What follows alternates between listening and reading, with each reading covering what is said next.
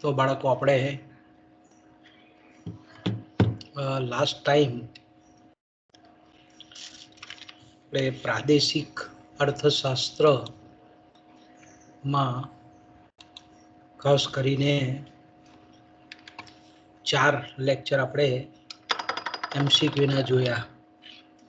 આજે આપણે આપણું જે પેપર 11 છે સમગ્રલક્ષી અર્થશાસ્ત્ર, જેને આપણે મેક્રો ઇકોનોમિક્સ કહીએ છીએ, સમષ્ટિલક્ષી અર્થશાસ્ત્ર કહીએ છીએ, તેના એમસીક્યુની આપણે ચર્ચા કરીશું. ઓકે, તો બાળકો આપણે જાણીએ છીએ તે પ્રમાણે કે વીર નર્મદ દક્ષિણ ગુજરાત યુનિવર્સિટી સંલગ્ન કોલેજોમાં જે માહિતી છે તે પ્રમાણે એક અઠવાડિયું કદાચ પરીક્ષા તમારી લંબાઈ, એટલે કે અત્યારે જે ટાઈમ ટેબલ છે એમાં જે સુધારો આવી રહેલો છે તેમાં કદાચ શ્યોર આપણે જ્યાં સુધી યુનિવર્સિટીની વેબસાઇટ પર ઓફિશિયલ ટાઈમ ટેબલ ન આવે ત્યાં સુધી આપણે અત્યારનું જે લેટેસ્ટ જે ટાઈમ ટેબલ છે એ ટાઈમ ટેબલને આપણે વળગી રહેવાનું છે. પણ ઇન શોર્ટ આપણે એમ કહીએ કે ઓનલાઈન એમસીક્યુ મેથડથી જ પરીક્ષા લેવાની છે, એટલે દરેક વિદ્યાર્થીને એડવાન્સમાં બેસ્ટ ઓફ લક. ઓકે, આપણે આગળ આપણી ચર્ચા ચાલુ રાખીએ. આપણું જે પેપર 11 છે સેમેસ્ટર 5નું સમગ્રલક્ષી અર્થશાસ્ત્ર, એના એમસીક્યુની આપણે આજે ચર્ચા કરીશું. ખૂબ સ્પીડમાં જઈશું આપણે બાળકો. ઓકે, તો પહેલો તમને આ રીતનો પ્રશ્ન પૂછે કે જ્યાં અનૈચ્છિક બેકારીનું પ્રમાણ ઓછામાં ઓછું હોય અને સામાન્ય રીતે જે લોકો કામ કરવાની યોગ્યતા અને તત્પરતા ધરાવતા હોય તેમાંના મોટાભાગના લોકોને ચાલુ એટલે કે પ્રવર્તમાન વેતનના દરે રોજગારી મળી રહેતી હોય તો તેવી પરિસ્થિતિને નીચે આપેલી પરિસ્થિતિ પૈકી કઈ પરિસ્થિતિ તરીકે આપણે ઓળખાવી શકીએ? તો બાળકો આપણી પાસે 4 વિકલ્પો છે. પૂર્ણ રોજગારી, જેને આપણે ફૂલ એમ્પ્લોયમેન્ટ કહીએ છીએ, અપૂર્ણ રોજગારી, અંશતઃ રોજગારી, પૂર્ણ બેરોજગારી. ઓકે, એટલે તમને અહીંયા થાય કે આ તો કંઈક શબ્દ સાંભળેલો છે બાળકો આપણે, તો અહીંયા પૂર્ણ ખબર છે આપણને કન્ફ્યુઝિંગ થાય કે ચાલો આપણો અ છે કે ડ છે, આપણને તરત જ બરાબર વિચક્ષણ નજર રાખીને આપણે હંમેશા દરેક ઓપ્શનને ચકાસીને પછી ટીક મારવાની છે. પૂર્ણ રોજગારી એટલે આપણે એમ કહીએ કે અનૈચ્છિક બેરોજગારીનો અભાવ, તેને આપણે પૂર્ણ રોજગારી કહીએ. એટલે કે જે વ્યક્તિ કામ કરવાની કેપેબિલિટી ધરાવતો હોય, પ્રવર્તમાન વેતન દર સ્વીકારવા તૈયાર હોય અને કામ કરવાની તત્પરતા કે તૈયારી બતાવતો હોય અને તેવા ઉત્પાદનના સાધનને કે શ્રમિકોને જો રોજગારી મળી રહેતી હોય તો તેવી પરિસ્થિતિને આપણે પૂર્ણ રોજગારી કહીએ છીએ. તો આ જે આપણો એમસીક્યુનો ક્વેશ્ચન છે તે આની સાથે ફિટ બેસે છે. એટલે આપણો જે એમસીક્યુનો જવાબ છે તે છે પૂર્ણ રોજગારી. પૂર્ણ રોજગારીને તમને આ રીતે અલગ રીતે પણ પૂછે કે અનૈચ્છિક બેરોજગારીનો અભાવ એટલે પૂર્ણ રોજગારી. ઉપરોક્ત વિધાન સાચું છે કે ખોટું છે, તો તરત આપણને સ્ટ્રાઇક આઉટ થવું જોઈએ કે ભાઈ આ વિધાન સાચું છે. એક જ સેન્ટેન્સમાં મૂકી દેવામાં આવે. ઓકે, અહીંયા થોડુંક ટ્વિસ્ટ કરીને એ રીતે પણ પૂછે કે જ્યાં અનૈચ્છિક બેરોજગારીનું પ્રમાણ વધુ હોય, જે લોકો કામ કરવાની યોગ્યતા અને તત્પરતા ધરાવતા હોય તેને સમયના ટૂંકા ગાળા માટે બેરોજગાર રહેવું પડતું હોય છે, તો તેવી રોજગારીને નીચે પૈકી કઈ કહેવાય? તો આપણો આન્સર બદલાઈ જાય. ટૂંકમાં કહેવાનો મારો મતલબ એવો છે કે ક્વેશ્ચનના એક શબ્દને બરાબર શાંતિથી વાંચો અને પછી આપેલા જે વિકલ્પો છે એને પણ આપણે બરાબર શાંતિથી વાંચીએ અને સાચા વિકલ્પની પસંદગી કરીએ. ઓકે, આપણા વિકલ્પનો જે જવાબ છે તે બાળકો આપણે જાણીએ છીએ તે પ્રમાણે કે પહેલો આવશે પૂર્ણ રોજગારી, અપૂર્ણ રોજગારી, પાર્શિયલ બેરોજગારી, આપણે કહીએ પાર્શિયલ રોજગારી નથી. કે આગળ જઈએ આપણે.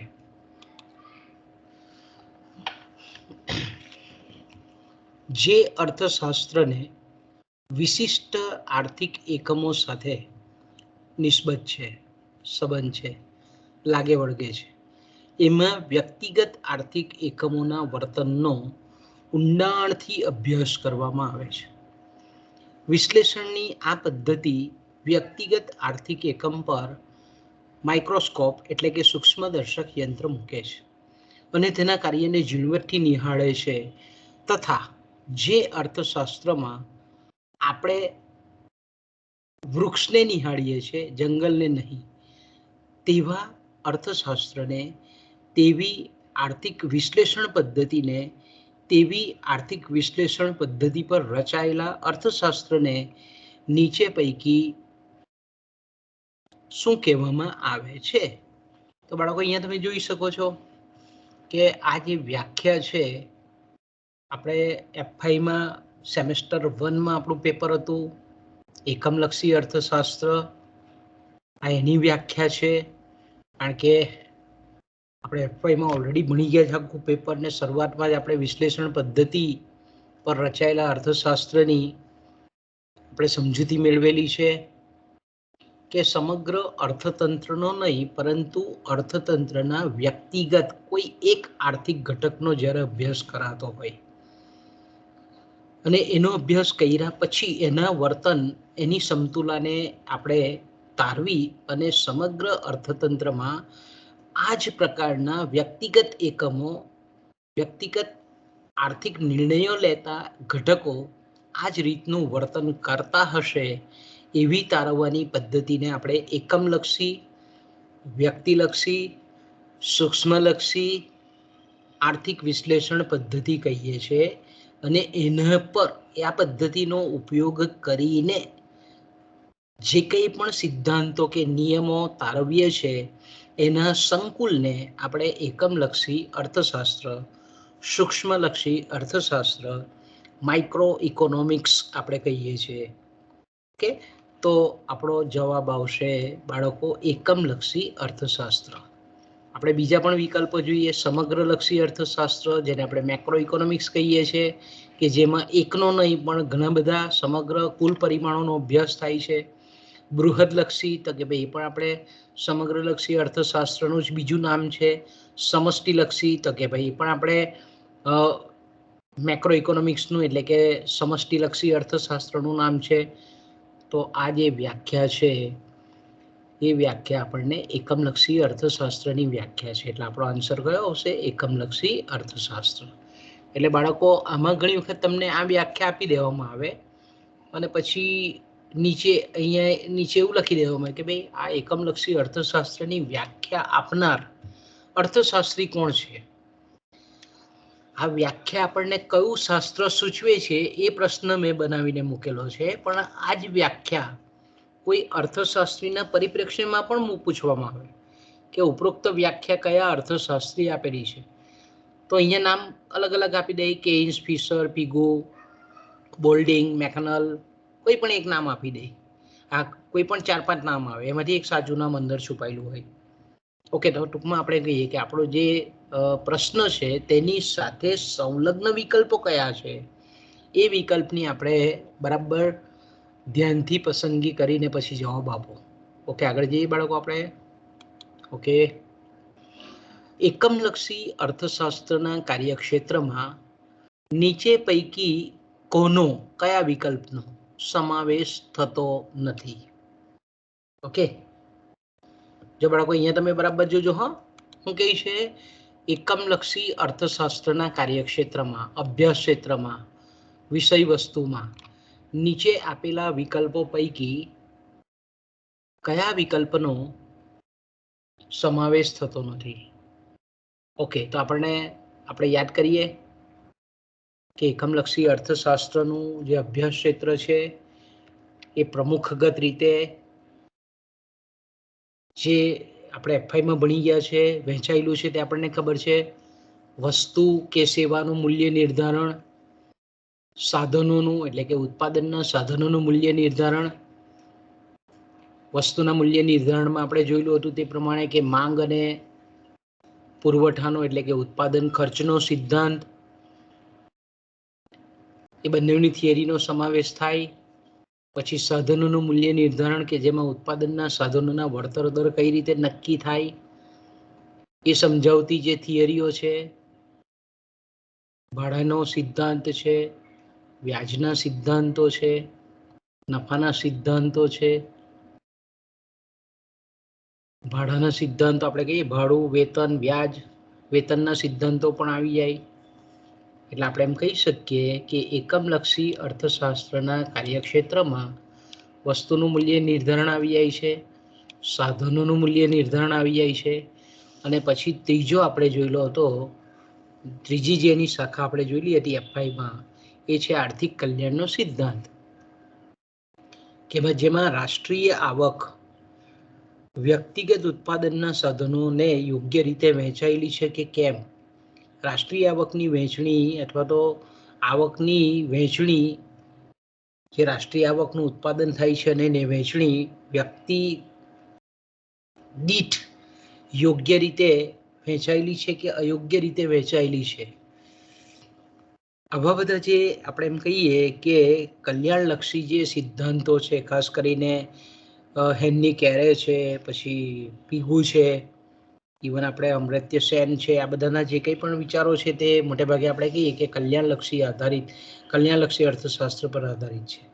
તો ટૂંકમાં આપણે એમ કહીએ કે આર્થિક કલ્યાણનો સિદ્ધાંત આપણને એવું કહેવા માંગે છે કે રાષ્ટ્રીય ઉત્પાદન કે રાષ્ટ્રીય આવકની વહેંચણી માથાદીઠ વ્યક્તિના સંદર્ભમાં કે ઉત્પાદનના સાધનોના પરિપ્રેક્ષ્યમાં અયોગ્ય રીતે થયેલી છે કે કેમ, લોકોનું કલ્યાણ વધારે સિદ્ધ થયેલું છે કે ઓછું સિદ્ધ થયેલું છે, એ બધા તપાસતા જે સિદ્ધાંતો છે તેને આપણે આર્થિક કલ્યાણનો સિદ્ધાંત કહીએ છીએ.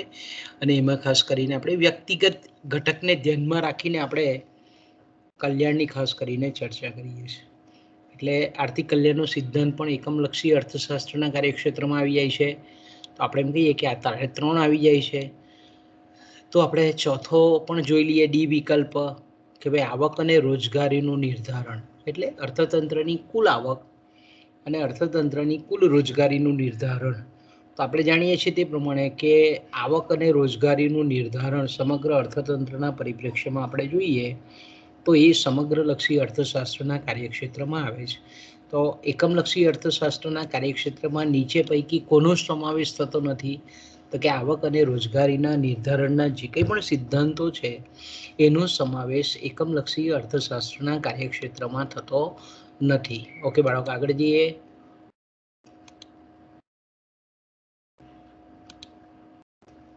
ત્યાર પછીનો જે આપણો પ્રશ્ન છે કે સામાજિક હિસાબી પદ્ધતિ, એટલે કે ખાસ કરીને રાષ્ટ્રીય આવક અને વહેંચણીના સિદ્ધાંતો. પછી આપણે એમ કહીએ કે પબ્લિક ફાઇનાન્સ, રાષ્ટ્રીય અર્થવિધાન, જાહેર અર્થવિધાન, આર્થિક વૃદ્ધિ, આર્થિક વિકાસ અને મૂડી સર્જન અંગેના સિદ્ધાંતો, આવક અને રોજગારીનો સિદ્ધાંત, સામાન્ય ભાવ સપાટી, જેને આપણે ફુગાવાના સિદ્ધાંતો પણ કહીએ છીએ, સામાન્ય ભાવ સપાટીનું નિર્ધારણ, નાણાંની પુરવઠાના સિદ્ધાંતો પણ આપણે કંઈક અંશે મૂકી શકીએ એમાં, વ્યાપાર ચક્રોના સિદ્ધાંતો, અલગ અલગ અર્થશાસ્ત્રીઓએ જે અર્થતંત્રમાં તેજી અને મંદીની સતત જે ઘટમાળ ચાલે છે, એટલે કે સમગ્ર અર્થતંત્રની કુલ આવક, કુલ રોજગારી, કુલ મૂડીરોકાણ, કુલ બચત, વ્યાજનો દર, સામાન્ય ભાવ સપાટીમાં જે કંઈ પણ ઉર્ધ્વગતિ અને અધોગતિની જે પ્રવૃત્તિ છે તેને સમજાવતા જે સિદ્ધાંતો છે તેને આપણે વ્યાપાર ચક્રના સિદ્ધાંતો કહીએ છીએ. એ જ રીતે પરસ્પર દેશો વચ્ચેના જે વ્યાપારો છે એ કઈ રીતે નક્કી થાય છે, એની પાછળના મૂળભૂત પરિબળો કયા છે, એની સમજૂતી આપતા સિદ્ધાંતો અને એના પર રચાયેલું જે અર્થશાસ્ત્ર છે તે આંતરરાષ્ટ્રીય વ્યાપારનું અર્થશાસ્ત્ર કહીએ છીએ, આંતરરાષ્ટ્રીય અર્થશાસ્ત્રમાં ટૂંકમાં આપણે કહીએ છીએ. તો ઉપરોક્ત શાખાઓ, વર્ગીકરણ, વિભાગો કયા અર્થશાસ્ત્રનું કાર્યક્ષેત્ર છે? આપણે એમ કહીએ કે આ એક વટવૃક્ષ એવું છે, એ વટવૃક્ષની આ બધી શાખાઓ છે. આપણે ખાલી અત્યારે તો આમાં આ પ્રશ્નમાં આપણે 6 કે 7 જ શાખાઓ બતાવેલી છે, પણ આના કરતાં પણ ઘણી બધી શાખાઓ છે.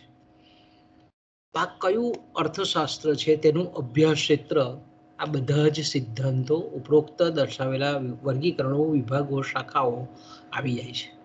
તો આપણે એકમલક્ષી અર્થશાસ્ત્રની આગળના પ્રશ્નમાં ચર્ચા કરી ગયા. વસ્તુનું મૂલ્ય નિર્ધારણ, સાધનનું મૂલ્ય નિર્ધારણ, આર્થિક કલ્યાણનો સિદ્ધાંત એ એકમલક્ષી અર્થશાસ્ત્રનું કાર્યક્ષેત્ર આવે છે, એટલે આ નહીં આવે. એકમલક્ષી અર્થશાસ્ત્ર એટલે જ વ્યક્તિલક્ષી અર્થશાસ્ત્ર એ પણ નહીં આવે. એકમલક્ષી અર્થશાસ્ત્ર એટલે સૂક્ષ્મલક્ષી અર્થશાસ્ત્ર એટલે આ પણ નહીં આવે. તો આપણો જે પ્રશ્ન છે તેનો જવાબ આવશે સમગ્રલક્ષી અર્થશાસ્ત્ર. તો આપણે એમ કહી શકીએ કે ઉપરોક્ત વિભાગો, શાખાઓ, વર્ગીકરણ એ સમગ્રલક્ષી અર્થશાસ્ત્ર નામનું જે વટવૃક્ષ છે તેનું અભ્યાસ ક્ષેત્ર છે, કાર્યક્ષેત્ર છે. ઓકે, આગળ જઈએ બાળકો આપણે. ઓકે, સમગ્રલક્ષી અર્થશાસ્ત્ર નું મહત્વ દર્શાવતા,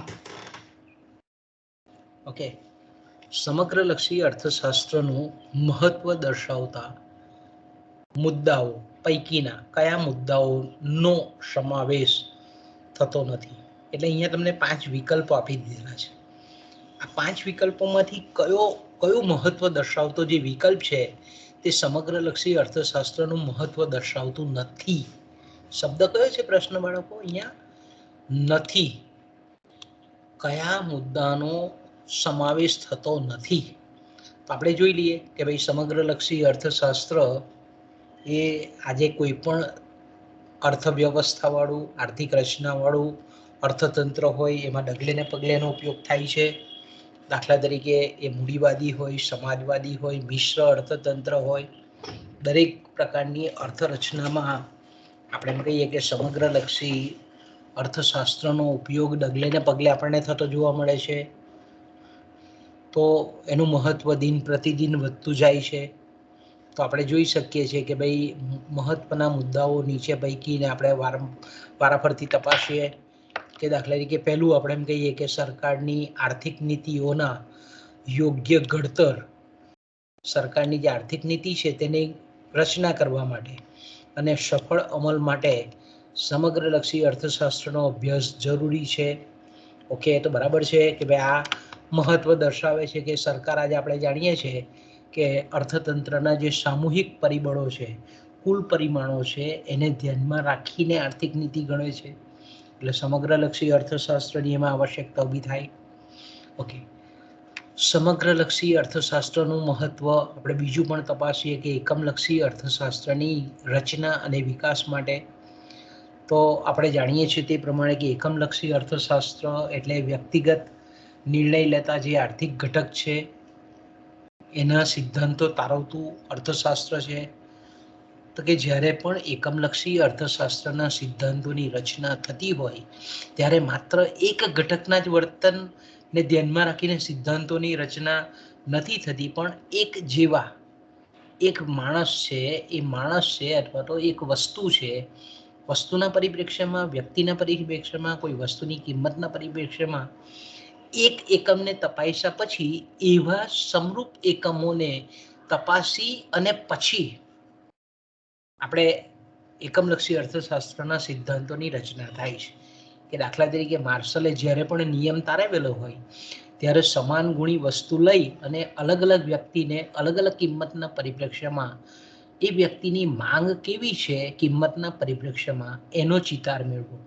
એણે એક વ્યક્તિ પાસેથી મેળવો, બીજી વ્યક્તિ પાસેથી મેળવું, ત્રીજી વ્યક્તિ પાસેથી સર્વેક્ષણ કર્યું, ચોથી વ્યક્તિ, એમ કરીને અલગ અલગ વ્યક્તિગત ઘટકોનો તો અભ્યાસ કર્યો, પણ એવા ઘણા બધા વ્યક્તિગત ઘટકોનો અભ્યાસ કરી અને પછી માંગનો નિયમ તારવેલો.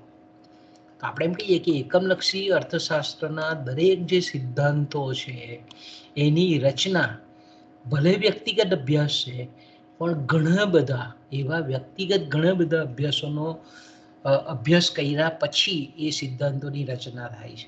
એટલે આપણે એમ કહી શકીએ કે સમગ્રલક્ષી અર્થશાસ્ત્રનું મહત્વ એકમલક્ષી અર્થશાસ્ત્રના સિદ્ધાંતોની રચના અને વિકાસ માટે પણ ખૂબ જરૂરી છે. તો આપણે આવી જાય. ઓકે, ત્રીજું મહત્વ જોઈએ આપણે, સમગ્રલક્ષી અભિગમ અપનાવ્યા વિના કોઈ પણ વિજ્ઞાન સમગ્ર ક્ષેત્રનો સર્વાંગી અભ્યાસ કરી શકતું નથી. એટલે આપણે એમ કહીએ ને કે બ્રોડલી એપ્રોચ, ઉદારમતવાદી અભિગમ, સમગ્રલક્ષી, જેને આપણે ટેલિસ્કોપિક કહીએ છીએ, સમગ્રલક્ષી અભિગમ અપનાવ્યા વિના કોઈ પણ વિજ્ઞાન, એટલે આપણે અહીંયા અર્થશાસ્ત્રની વાત કરીએ છીએ કે ભાઈ અર્થશાસ્ત્ર એ અર્થતંત્રના જે બૃહદ સંકુલ અને ગ્રહણ પ્રશ્નો જે છે એનો અલગ અલગ કુલ પરિમાણોના વ્યક્તિગત અને આંતર સંબંધો પર આધારિત અભ્યાસ કરતું શાસ્ત્ર છે. આપણે એમ કહી શકીએ કે સમગ્રલક્ષી અર્થશાસ્ત્રની એવી શાખા છે કે જેમાં સમગ્ર અર્થતંત્રના જે આવા કુલ સામૂહિક પરિમાણો છે એનો અભ્યાસ કરે છે. અને એનો અભ્યાસ કરે છે એટલે આપણે એમ કહી શકીએ કે સાચા અર્થમાં વિજ્ઞાનની જે પરિપાટી છે કે ભાઈ સર્વાંગી જો અભ્યાસ કરવો હોય તો વ્યક્તિગત ઘટક પરથી સામાન્યકરણ કરવા કરતા અર્થતંત્રના જે સામૂહિક પરિબળો છે એનું સામાન્યકરણ કરવામાં આવે તો આપણે એમ કહીએ કે વધારે સારી રીતે કોઈ પણ સામાજિક પ્રશ્નોને કે આર્થિક પ્રશ્નોને યોગ્ય રીતે સમજી શકાય. તો આપણે એમ કહી શકીએ કે આ પણ બરાબર છે, કારણ કે સમગ્રલક્ષી અર્થશાસ્ત્રમાં આવા સમગ્રલક્ષી અભિગમો અપનાવીને અભ્યાસ કરવામાં આવે છે. ઓકે, નંબર 4, કુલ પરિબળોના વર્તન વિશે આધારભૂત અને ચોક્કસ જ્ઞાન મેળવવા માટે. તો કે સમગ્રલક્ષી અર્થશાસ્ત્રનું મહત્વ એ દ્રષ્ટિએ પણ છે કે અર્થતંત્રની કુલ બચત કેટલી છે, કુલ મૂડીરોકાણ કેટલી છે, કુલ વસ્તી કેટલી છે, કુલ વિદેશી મૂડીરોકાણ કેટલું છે, કુલ આંતરરાષ્ટ્રીય વેપાર કેટલો છે. તો આવા જે કુલ પરિમાણો છે એના વર્તન વિશેની એક ચોક્કસ અને આધારભૂત, બેઝિકલી આપણે એમ કહીએ તો એનું જો આપણે નોલેજ મેળવવું હોય, કારણ કે આર્થિક નીતિઓની રચના કરવાની હોય, રાજકોષીય નીતિઓની રચના કરવાની હોય, નાણાકીય નીતિઓની રચના કરવાની હોય, તો આના માટે આપણે કહીએ કે આવા જે કુલ પરિબળો છે એના વર્તનનો અભ્યાસ કરવો પડે. તો આપણે સ્વાભાવિક છે કે સમગ્રલક્ષી અર્થશાસ્ત્રનું મહત્વ એ દ્રષ્ટિએ પણ છે. ઓકે, તો આપણે 1, 2, 3 અને 4 ચારે ચાર વિકલ્પો આપણે ઉપરના જોયા પહેલા એ સમગ્રલક્ષી અર્થશાસ્ત્રનું મહત્વ દર્શાવતા મુદ્દાઓ છે. ઓકે, હવે 5મો જોઈ લઈએ કે મુક્ત અર્થતંત્રની કાર્ય પદ્ધતિ સમજવા માટે. તો આપણે એમ કહીએ કે આ જે 5મો વિકલ્પ છે તે આપણા MCQ સાથે બંધ બેસતો નથી. મુક્ત અર્થતંત્રની કાર્ય પદ્ધતિને સમજવા માટે મૂલ્ય પદ્ધતિનો આપણે ઉપયોગ કરીએ છીએ. અને મૂલ્ય પદ્ધતિ ખાસ કરીને જેને આપણે મુક્ત અર્થતંત્ર કહીએ છીએ, જેમાં સરકારનો હસ્તક્ષેપ નથી, અર્થતંત્રના માંગ અને પુરવઠાના પરિબળો જે રીતે મૂલ્ય પદ્ધતિને આધારે, કિંમત પદ્ધતિને આધારે જે સમતુલા પ્રાપ્ત કરે છે એ સમજવા માટે આપણે એમ કહીએ કે સમગ્રલક્ષી અર્થશાસ્ત્ર બહુ મહત્વનું નીવડતું નથી, ત્યાં એકમલક્ષી અર્થશાસ્ત્ર વધારે મહત્વ નીવડે છે. તો મુક્ત અર્થતંત્રની કાર્ય પદ્ધતિમાં એક પેઢી, એક ગ્રાહક, એક ઉત્પાદનનું સાધન એ કઈ રીતે પોતાનું મૂલ્ય અથવા તો પોતાની સમતુલા મેળવે છે એ સમજવા માટે એકમલક્ષી અર્થશાસ્ત્ર મહત્વનું છે, નહીં કે સમગ્રલક્ષી અર્થશાસ્ત્ર. એટલે આપણા MCQનો જવાબ કયો આવશે બાળકો? 5મો આવશે કે મુક્ત અર્થતંત્રની કાર્ય પદ્ધતિને સમજવા માટે એકમલક્ષી અર્થશાસ્ત્ર મહત્વનું છે. અહીંયા આપણે એમ કહીએ કે સમગ્રલક્ષી અર્થશાસ્ત્ર એ મહત્વનું કે ઉપયોગી નીવડતું નથી. તો આપણા MCQનો જવાબ આવશે 5મો, મુક્ત અર્થતંત્રની કાર્ય પદ્ધતિને સમજવા માટે. ઓકે, આગળ જઈએ બાળકો. સમગ્ર લક્ષી અર્થશાસ્ત્રની મર્યાદાઓના મુદ્દાઓ પૈકીના કયા મુદ્દાનો સમાવેશ થતો નથી? નીચે આપેલા જે મુદ્દાઓ છે એમાંથી કયા મુદ્દાનો સમાવેશ થતો નથી? પ્રશ્નને બરાબર સમજજો મેં કીધું તેમ બાળકો. તો આપણે જાણીએ છીએ તે પ્રમાણે કે સમગ્ર લક્ષી અર્થશાસ્ત્રની જે મર્યાદાઓ છે કે ભાઈ એની ઘણી બધી મર્યાદા, દાખલા તરીકે આપણે એમ કહીએ કે કુલ પરિમાણોને એટલું બધું મહત્વ અપાય છે કે જેમાં વ્યક્તિગત પરિબળોની ઉપેક્ષા થાય છે. કારણ કે આપણે સામૂહિક પરિબળોનો અભ્યાસ સમગ્ર લક્ષી અર્થશાસ્ત્રમાં કરવામાં આવે છે, જ્યારે વ્યક્તિગત ઘટકોની અવગણના કરવામાં આવે છે. તો આપણે એમ કહી શકીએ કે આ એની મર્યાદા છે સમગ્ર લક્ષી અર્થશાસ્ત્રની. ઓકે, વ્યક્તિગત ઘટકના વર્તનનું સામાન્યકરણ કરીને સમગ્ર લક્ષી અર્થશાસ્ત્રના નિયમો ઘડવાની વૃત્તિ એ અત્યંત જોખમી ભરેલી છે, કારણ કે સમગ્ર લક્ષી અર્થશાસ્ત્રના જે કંઈ પણ સિદ્ધાંતો છે કે નિયમો છે એની તારવણી પણ વ્યક્તિગત ઘટકના વર્તન પરથી જ આપણે સામાન્યકરણ કરીને તારવીએ છીએ કે ભાઈ વ્યક્તિગત દ્રષ્ટિએ બચત યોગ્ય છે, સદગુણ છે, પણ સમગ્ર અર્થતંત્રના લોકો જો બચત વધારે તો જાણીએ છીએ તે પ્રમાણે કે અસરકારક માંગ ઘટે, અસરકારક માંગ ઘટે એટલે મૂડીરોકાણ ઘટે, મૂડીરોકાણ ઘટે એટલે આવક ઘટે, રોજગારી ઘટે, અને આ રીતે આખું આપણે એમ કહીએ કે ઘણા બધી સમસ્યાઓ અર્થતંત્રમાં ઊભી થાય. એટલે વ્યક્તિગત ઘટકનું વર્તન ઘણી વખત યોગ્ય હોય, પણ જ્યારે સમગ્રલક્ષી દ્રષ્ટિકોણથી વિચારીએ ત્યારે આપણે એ અયોગ્ય પણ બને. તો આ પણ એક મર્યાદા છે સમગ્રલક્ષી અર્થશાસ્ત્રની.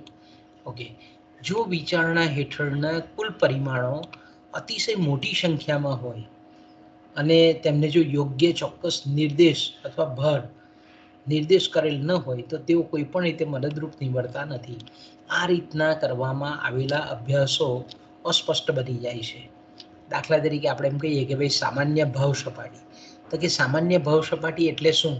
સામાન્ય ભાવ સપાટીમાં કેટલી વસ્તુનો સમાવેશ કરવામાં આવે? કારણ કે આપણે કોઈ પણ અર્થતંત્રમાં જોઈએ તો ટાંકણીથી માંડીને વિમાન સુધીનું ઉત્પાદન થતું હોય. તો આવી અસંખ્ય વસ્તુઓનું જ્યારે અર્થતંત્રમાં ઉત્પાદન થતું હોય તો સામાન્ય ભાવ સપાટીમાં દરેક વસ્તુનો સમાવેશ કરવો કે અમુક જ વસ્તુઓ કે અમુક જ વસ્તુઓના જૂથનો સમાવેશ કરવો? તો આપણે એમ કહીએ કે જ્યારે કુલ પરિમાણો અતિશય મોટી સંખ્યામાં હોય તો એને માપવાનું કામ બહુ અઘરું છે, બહુ કપરું છે. તો કે સામાન્ય ભાવ સપાટી નક્કી કરવામાં કેટલી વસ્તુઓ લેવી, એનો કઈ રીતે ભાર આપવો, આ બધા પ્રશ્નો ઊભા થાય છે. એટલે આપણે કહી શકીએ કે સમગ્રલક્ષી અર્થશાસ્ત્ર ની આ પણ મર્યાદા છે. એ જ રીતે આપણે રાષ્ટ્રીય આવકનું પણ ઉદાહરણ લઈ શકીએ કે રાષ્ટ્રીય આવકને કઈ પદ્ધતિએ ગણવી, પદ્ધતિએની દરેક પદ્ધતિની મર્યાદાઓ છે. ઉત્પાદન પદ્ધતિની દ્રષ્ટિએ જો રાષ્ટ્રીય આવક ગણીએ તો એનો આંકડો જુદો આવે, વપરાશની દ્રષ્ટિએ ગણીએ તો જુદો આવે. તો જ્યારે આપણે એમ કહીએ કે કુલ પરિમાણો જ્યારે મોટી સંખ્યામાં હોય અને જ્યારે આપણે એમ કહીએ કે અસમરૂપ હોય અને અસમરૂપ હોય ત્યારે એનો સરવાળો કરીએ તો કોઈ યોગ્ય આપણને એમાંથી માર્ગદર્શન પ્રાપ્ત થતું નથી. આ પણ મર્યાદા છે. ઓકે, તો આપણે એમ કહીએ કે આ ત્રણ મર્યાદાઓ એ સમગ્રલક્ષી અર્થશાસ્ત્રની મર્યાદાઓ છે. હવે અહીંયા આપણે કયા મુદ્દાનો સમાવેશ એની મર્યાદામાં થતો નથી? તો એવી અવાસ્તવિક ધારણા ઉપર રચાયેલું છે સમગ્રલક્ષી અર્થશાસ્ત્ર. એવી અવાસ્તવિક ધારણા પર રચાયેલું છે કે અર્થતંત્રમાં પૂર્ણ રોજગારી પ્રવર્તે છે. તો આપણે એમ કહીએ કે અર્થતંત્રમાં પૂર્ણ રોજગારી પ્રવર્તે છે, એ જે ધારણા છે તે એકમલક્ષી અર્થશાસ્ત્રની છે, નહીં કે સમગ્રલક્ષી અર્થશાસ્ત્રની. એકમલક્ષી અર્થશાસ્ત્ર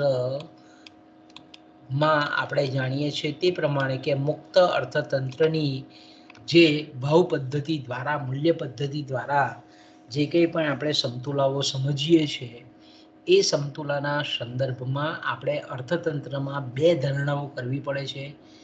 અર્થતંત્ર પૂર્ણ હરીફાઈવાળું અર્થતંત્ર છે, અર્થતંત્રમાં પૂર્ણ રોજગારી પ્રવર્તે છે. તો આ બે ધારણાઓના પરિપ્રેક્ષ્યમાં આપણે એકમલક્ષી અર્થશાસ્ત્રના જે કંઈ પણ મૂલ્ય પદ્ધતિ આધારિત જે સમતુલાઓ છે એને સમજીએ છીએ. તો આપણે એમ કહીએ કે આ જે ધારણા છે, આ જે છે તે સમગ્રલક્ષી અર્થશાસ્ત્રની મર્યાદામાં આપણો જે વિકલ્પ એ છે એનો સમાવેશ થતો નથી, કારણ કે આ મર્યાદા નથી, આ એકમલક્ષી અર્થશાસ્ત્રની મર્યાદા છે. ઓકે, આપણે આગળ જઈએ બાળકો. વર્ષ દરમિયાન કોઈ દેશના મૂડી અને શ્રમનો કુદરત સાથે સંયોજન કરવાથી જે ભૌતિક અને અભૌતિક વસ્તુઓ અને સેવાઓનું જે ચોખ્ખું ઉત્પાદન થાય છે તે રાષ્ટ્રીય આવક છે. એટલે રાષ્ટ્રીય આવક એક દ્રષ્ટિએ આપણે એમ કહીએ તો ચોખ્ખું ઉત્પાદન છે, અને બીજી દ્રષ્ટિએ એ આવકનો પ્રવાહ છે. એટલે આપણે એમ કહી શકીએ કે રાષ્ટ્રીય આવકને એક બાજુએ ઉત્પાદનના દ્રષ્ટિકોણથી સમજાવેલી છે, અને બીજી બાજુએ આવકના દ્રષ્ટિકોણથી પણ સમજાવેલી છે, જેમાંથી દેશના જુદા જુદા ઉત્પાદનના સાધનોને તેમના કાર્ય પ્રમાણે વળતર અપાય છે. તો આખી જે વ્યાખ્યા છે તે રાષ્ટ્રીય આવકની વ્યાખ્યા છે, અને આ કયા અર્થશાસ્ત્રીએ આપેલી વ્યાખ્યા છે એ આપણને પૂછેલો છે પ્રશ્ન. તો આપણને ખબર છે કે રાષ્ટ્રીય જે આવક છે એ રાષ્ટ્રીય આવકની પ્રમુખગત આપણા અભ્યાસક્રમને ધ્યાનમાં રાખીએ તો આપણા રાષ્ટ્રીય આવકની 3 વ્યાખ્યાઓ છે. પહેલી જે વ્યાખ્યા છે માર્શલની વ્યાખ્યા છે, કે જેમણે ઉત્પાદનના દ્રષ્ટિબિંદુએથી રાષ્ટ્રીય આવકની વ્યાખ્યા આપી છે. બીજી છે પ્રોફેસર પિગુએ આપેલી વ્યાખ્યા છે, જેને આપણે વિનિમયના દ્રષ્ટિબિંદુથી વ્યાખ્યા કહીએ છીએ. ત્રીજી વ્યાખ્યા છે તે ફિશરે આપેલી છે, જેને આપણે વપરાશ કે ઉપભોગના દ્રષ્ટિબિંદુએથી આપેલી વ્યાખ્યા છે.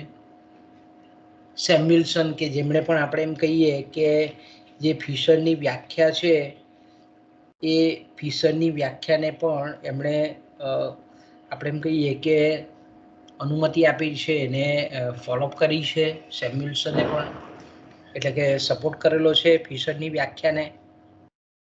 તો આપણે એમ કહી શકીએ કે આ જે વ્યાખ્યા આપણે જોઈ તે પ્રમાણે ઉપર ફરી પાછી વાંચીએ કે વર્ષ દરમિયાન, હવે ઘણી વખત વર્ષની પણ અમુક વર્ષનો ગાળો પણ ઉપયોગ કરી શકાય, કે વર્ષ દરમિયાન 3 વર્ષનો ગાળો પણ હોય, 5 વર્ષનો ગાળો પણ હોય, 1 વર્ષનો ગાળો પણ હોય, પણ સામાન્ય રીતે આપણે જે અત્યારે જે પ્રણાલિકાગત જે આપણે મેળવીએ છીએ કે ભાઈ વર્ષ દરમિયાન કોઈ પણ દેશના કોઈ પણ અર્થતંત્રના મૂડી અને શ્રમનો કુદરત સાથે, મૂડી અને શ્રમનો કુદરત એટલે જેને આપણે ભૂમિ કહીએ છીએ, એની સાથે સહયોગ કરવાથી જે ભૌતિક અને અભૌતિક વસ્તુઓનું ચોખ્ખું ઉત્પાદન, શબ્દ જુઓ, ચોખ્ખું ઉત્પાદન થાય છે તેને રાષ્ટ્રીય આવક કહેવાય છે. એટલે કે રાષ્ટ્રીય આવક એક બાજુ ચોખ્ખું ઉત્પાદન છે, કે મૂડી, ભૂમિ અને શ્રમનો સંયોગ કરવાથી એ ઉત્પાદન શક્ય બને છે, અને બીજી બાજુ એ ઉત્પાદનની પ્રક્રિયામાં જેટલા પણ ઉત્પાદનના સાધનો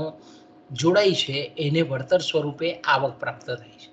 એટલે એક બાજુ એ આપણે એમ કહીએ કે ચોખ્ખું ઉત્પાદન છે, અને બીજી બાજુ એ આવકનો પ્રવાહ પણ છે, કે જેમાંથી દેશના જુદા જુદા ઉત્પાદનના સાધનોને રાષ્ટ્રીય આવકના ઉત્પાદનમાં સહકાર બદલ, એના સંયોજવા બદલ, એના કાર્ય બદલ, એની શક્તિના વ્યય બદલ એને વળતર અપાય છે. તો આ વ્યાખ્યા આપણે જાણીએ છીએ તે પ્રમાણે કે પ્રોફેસર માર્શલે આપેલી વ્યાખ્યા છે. એમનું જે પુસ્તક હતું 1890માં એમણે આપેલું પુસ્તક પ્રિન્સિપલ ઓફ ઇકોનોમિક્સ, એમાં એમણે આ વ્યાખ્યા આપેલી છે.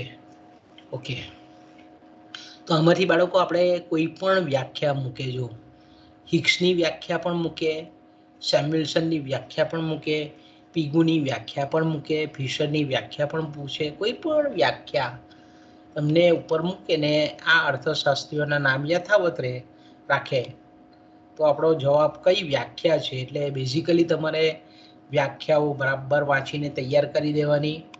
આગળ જઈએ બાળકો,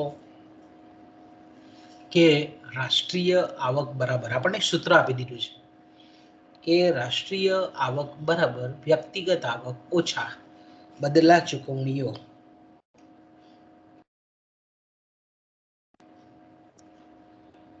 વત્તા નહીં વહેંચાયેલો નફો, વત્તા આપણે એમ કહીએ કે નહીં વહેંચાયેલો નફો, વત્તા જાહેર સંસ્થાઓ નિપુણાંતો ઓછા ઘસારા ખર્ચ કે જેને આપણે મૂડી વપરાશ મૂલ્ય પણ કહીએ છીએ. તો આ સૂત્ર રાષ્ટ્રીય આવક ગણતરીની કઈ પદ્ધતિનું છે? જો આપણને પ્રશ્ન કેવો પૂછ્યો છે, આ સૂત્ર આપી દીધું અને પછી સૂત્ર પ્રમાણે આપણે ગેસિંગ કરવાનું છે કે ભાઈ આ કઈ પદ્ધતિ છે. તો આપણને ખબર છે બાળકો કે આપણે આપણા અભ્યાસક્રમમાં ટીવાયનો જે અભ્યાસક્રમ છે તેમાં 3 રાષ્ટ્રીય આવકની ગણતરીની પદ્ધતિ છે કે કોઈ પણ અર્થતંત્રમાં રાષ્ટ્રીય આવકની ગણતરી મહદઅંશે 3 પદ્ધતિ દ્વારા કરવામાં આવે છે. પહેલી પદ્ધતિ આપણે ઉત્પાદન પદ્ધતિ છે કે જે બેઝિકલી માર્શલની જે ઉત્પાદન લક્ષી વ્યાખ્યા છે એના પર આધારિત ગણતરીની પદ્ધતિ છે. બીજી પદ્ધતિ છે ઉત્પાદનના સાધનોને જે આવક પ્રાપ્ત થાય છે એ આવકનો સરવાળો કરવામાં આવે અને પછી એ રીતે આપણે એમ કહીએ કે રાષ્ટ્રીય આવકની ગણતરી કરવામાં આવે. એ જ રીતે આપણે એમ કહીએ કે વપરાશ પદ્ધતિ અથવા તો એને ખર્ચની પદ્ધતિ તરીકે પણ ઓળખીએ છીએ આપણે, કે જેમાં વર્ષ દરમિયાન જે કંઈ પણ વ્યક્તિઓ છે, પેઢીઓ છે, કંપનીઓ છે, સરકાર છે, એ દ્વારા જે કંઈ પણ ખર્ચ થતો હોય અલગ અલગ પ્રકારનો, એ અલગ અલગ પ્રકારના ખર્ચનો સરવાળો કરીએ તો આપણને ખર્ચ કે વપરાશ પદ્ધતિ કે ઉપભોગ પદ્ધતિ આપણને રાષ્ટ્રીય આવક પ્રાપ્ત થાય. તો અહીંયા આપણે સૂત્ર જોઈએ, બરાબર સૂત્રને સમજીએ. અહીંયા આપણે તો અહીંયા શબ્દ તમે જુઓ કે રાષ્ટ્રીય આવક બરાબર વ્યક્તિગત આવક. અહીંયા શબ્દ કયો કરવામાં આવે છે? વ્યક્તિગત આવક. એટલે ઉત્પાદનના સાધનના માલિક તરીકે જે કંઈ પણ આવક પ્રાપ્ત થાય છે એનો સરવાળો આપણે પહેલા તો કરીએ છીએ. કે દાખલા તરીકે જમીન માલિકો છે, તે જમીન માલિકો એ જમીનનો ઉપયોગ જાતે કરતા હોય અથવા તો કરવા દેતા હોય, એના બદલામાં એને ભાડારૂપી આવક પ્રાપ્ત થાય. એ જ રીતે શ્રમિકો પોતાનો શ્રમનો વ્યય કરે, માનસિક, શારીરિક કોઈ પણ જાતનો શ્રમનો ઉપયોગ કરે તો એના બદલામાં એને વેતન પ્રાપ્ત થાય. એ જ રીતે જે મૂડી સાધન છે એ મૂડી સાધનના ઉપયોગ બદલ એમને આપણે જાણીએ છીએ તે પ્રમાણે કે વ્યાજની આવક પ્રાપ્ત થાય. એ જ રીતે ઉત્પાદનના અન્ય સાધનોને જોડી અનિશ્ચિતતા વહોરે છે, જોખમ ઉઠાવે છે, નવપ્રવર્તન કરે છે, એના બદલામાં એને નફો પ્રાપ્ત થાય. સ્વયં રોજગારો છે, કે દાખલા તરીકે ડૉક્ટર છે, વકીલ છે, કલાકાર છે, નાટ્યકાર છે, રમતવીરો છે, ગેરેજવાળા છે, આપણે કહીએ ને કે સ્વયં રોજગારો એટલે પોતાની જાતે રોજગાર ઊભા કરેલો હોય એ લોકોની આવકો, આનો પણ સરવાળો કરીએ તો આ બધાનો સરવાળો કરીએ તો આપણને વ્યક્તિગત આવક પ્રાપ્ત થાય. પછી આવે છે બદલા કમાણીઓ. પછી એમાંથી શું છે? માઇનસ. એના આ જે આંકડો આવે એમાંથી આપણે બદલા ચૂકવણીઓ. બદલા ચૂકવણીઓ એટલે આપણને ખબર છે બાળકો કે બદલા ચૂકવણીઓ એટલે ખાસ કરીને જે વૃદ્ધ વ્યક્તિઓ છે તેને સરકાર દ્વારા પેન્શન પ્રાપ્ત થાય. પછી ખાસ કરીને આપણે એમ કહીએ કે સામાજિક સલામતીની યોજનાઓ હોય. પછી જે કંઈ પણ માંદગી અંગેની જે કંઈ પણ વ્યક્તિ અથવા તો ધારો કે આપણે એમ કહીએ કે મા અમૃતમ કાર્ડ છે. અત્યારે આપણે જોઈએ છીએ કે ભાઈ અત્યારની પણ યોજનાઓ ઘણી બધી એવી છે કે માંદગીના લાભો છે અથવા તો આવી કોઈ પણ યોજનાઓ છે, સામાજિક સલામતીની, બેરોજગારીનો વીમો છે, અનએમ્પ્લોયમેન્ટ નું જે ઇન્સ્યોરન્સ છે, પછી એની જે ભથ્થાની રકમ છે, આવી જે રકમો છે એ રકમોને બાદ કરવામાં આવે. ઓકે, એટલે આવી જે બદલા ચૂકવણી છે એ બદલા ચૂકવણીઓની રકમને બાદ કરવામાં આવે. ત્યાર પછી એમાં નહીં વેચાયેલો નફો, એટલે જેને આપણે રિઝર્વ ભંડોળ કહીએ, જે પેઢીઓમાં કંપનીઓમાં હોય એ શું છે? એકચ્યુઅલી નફાનો જ એક ભાગ છે કે જે રિઝર્વ તરીકે રાખવામાં આવે. એટલે નહીં વેચાયેલો નફો વત્તા જાહેર સંસ્થાઓની પુરાંતો, એટલે આપણે એમ કહીએ કે જે સરકારી એકમો છે, રેલવે મંત્રાલય છે, કે જાહેર ક્ષેત્રની બેંકો છે, કે જીએનએફસી છે કે જીએસએફસી છે કે ઓએનજીસી છે કે આવી સ્ટેટ ઓર સેન્ટ્રલ ગવર્મેન્ટની જે કંઈ પણ સંસ્થાઓ છે એની જે કંઈ પણ આવક એમાંથી ખર્ચ બાદ કરતા જે કંઈ પણ સરપ્લસ રહેતી હોય, જો પ્લસમાં હોય તો એને એડ કરવાની આવે ને જો માઇનસમાં હોય તો એને બાદ કરવામાં આવે. ઓછા ઘસારા ખર્ચ કે ઉત્પાદનની પ્રક્રિયામાં જે કંઈ પણ ઉત્પાદનના સાધનો રોકાય છે, એ શ્રમ પણ હોય, ભૂમિ પણ હોય, મૂડી પણ હોય અને નિયોજકો પણ હોય. આપણે ઘસારા મૂલ્ય એટલે સામાન્ય રીતે આપણા અર્થમાં કેવું છે કે ઘસારા મૂલ્યનો મતલબ છે કે ખાલી ઘસારા મૂલ્ય એટલે પણ એમ છે કે ભાઈ ભૂમિ પર મૂડી સાધનની ઉપર જ આપણે ઘસારો મૂલ્ય છે, પણ વાસ્તવમાં આપણે જોઈએ છે કે શ્રમ હોય કે ભૂમિ હોય એના ઉપયોગ બદલ એના પણ જે કંઈ પણ પોષક તત્વો છે એનો ઉપયોગ થાય છે. શ્રમિક હોય તો શ્રમ ખર્ચ થાય છે એટલે કેલરી વપરાય છે. તો વાસ્તવમાં જ્યારે આપણે રાષ્ટ્રીય આવકની ગણતરી કરતા હોય ત્યારે કોઈ પણ ઉત્પાદનનું સાધન છે એને જે કંઈ પણ આવો ઘસારો લાગે છે એ ઘસારાને બાદ કરવો જોઈએ, પણ વાસ્તવમાં આપણે ખાલી યંત્રોના ઘસારા ખર્ચને જ આપણે બાદ કરીએ છીએ. ઓકે, તો ટૂંકમાં ઘસારા મૂલ્યને બાદ કરવામાં આવે. ઓકે, વર્ષ દરમિયાન જેટલા પણ ઉત્પાદનના આવા સાધનો છે એને જે કંઈ પણ ઘસારો લાગેલો હોય તેના મૂલ્યને આપણે બાદ કરીએ છીએ. તો આ રીતે આપણે જ્યારે રાષ્ટ્રીય આવકનો આંકડો પ્રાપ્ત કરીએ છીએ તો એને કઈ પદ્ધતિ નીચેની પૈકી કહેવાય? તો બાળકો આપણે જાણીએ છીએ તે પ્રમાણે કે આ પદ્ધતિ જે છે તે છે આવક પદ્ધતિ. ઉત્પાદનના સાધનોને જે વ્યક્તિગત આવક પ્રાપ્ત થાય છે એનો સરવાળો આપણે તરત જ અહીંયા પહેલા જ સૂત્રમાં પહેલા જ સ્ટેપમાં આપણને ખબર પડી જાય કે આ પદ્ધતિ કઈ છે? આવક પદ્ધતિ દ્વારા ગણાતી રાષ્ટ્રીય આવક છે. ઓકે, આગળ જઈએ બાળકો. આપણે તમને આ રીતે સૂત્ર આપી દેવામાં આવે, GNP-FC ઇક્વલ ટુ GNP-MP ઓછા પરોક્ષ કરવેરા, આડકતરા કરવેરા, ઇનડાયરેક્ટ ટેક્સીસ. ઓકે, તો આપણે તરત સ્ટ્રાઇક જાય કે ભાઈ આ ટાઈપનું સૂત્ર આપણે જે રાષ્ટ્રીય આવક છે એ રાષ્ટ્રીય આવક ને અલગ અલગ સંશોધકો, અલગ અલગ આંકડાશાસ્ત્રીઓ, અલગ અલગ નીતિ નિર્ધારકો જે કંઈ પણ રાષ્ટ્રીય આવકના અલગ અલગ પાસા છે તેમાં પોતાની જરૂરિયાત અનુસાર કોઈ પણ પાસાની પસંદગી કરી શકે છે. એટલા માટે આપણે એમ કહીએ કે રાષ્ટ્રીય આવકને પહેલા ટ્રેડિશનલી આપણે એક કે બે વિભાગમાં જ એને વેચતા હતા, પણ હવે અત્યારના જે મોડર્ન આપણે સમગ્રલક્ષી અર્થશાસ્ત્રો છે તેમાં આપણે ઘણા બધા પાસાનો ઉપયોગ ઘણા બધા પરિમાણથી કરવામાં આવે છે. ઓકે બાળકો, તો એમાં આપણે જાણીએ છીએ તે પ્રમાણે કે આ સૂત્ર આપી દીધેલા આપણને, તો આપણને પહેલાં તો એના જે કંઈ પણ સૂત્રના જે કંઈ પણ લેબલિંગ છે, આલ્ફાબેટ છે, એનો મતલબ આપણને ખબર હોવો જોઈએ. કે દાખલા તરીકે G ફોર ગ્રોસ,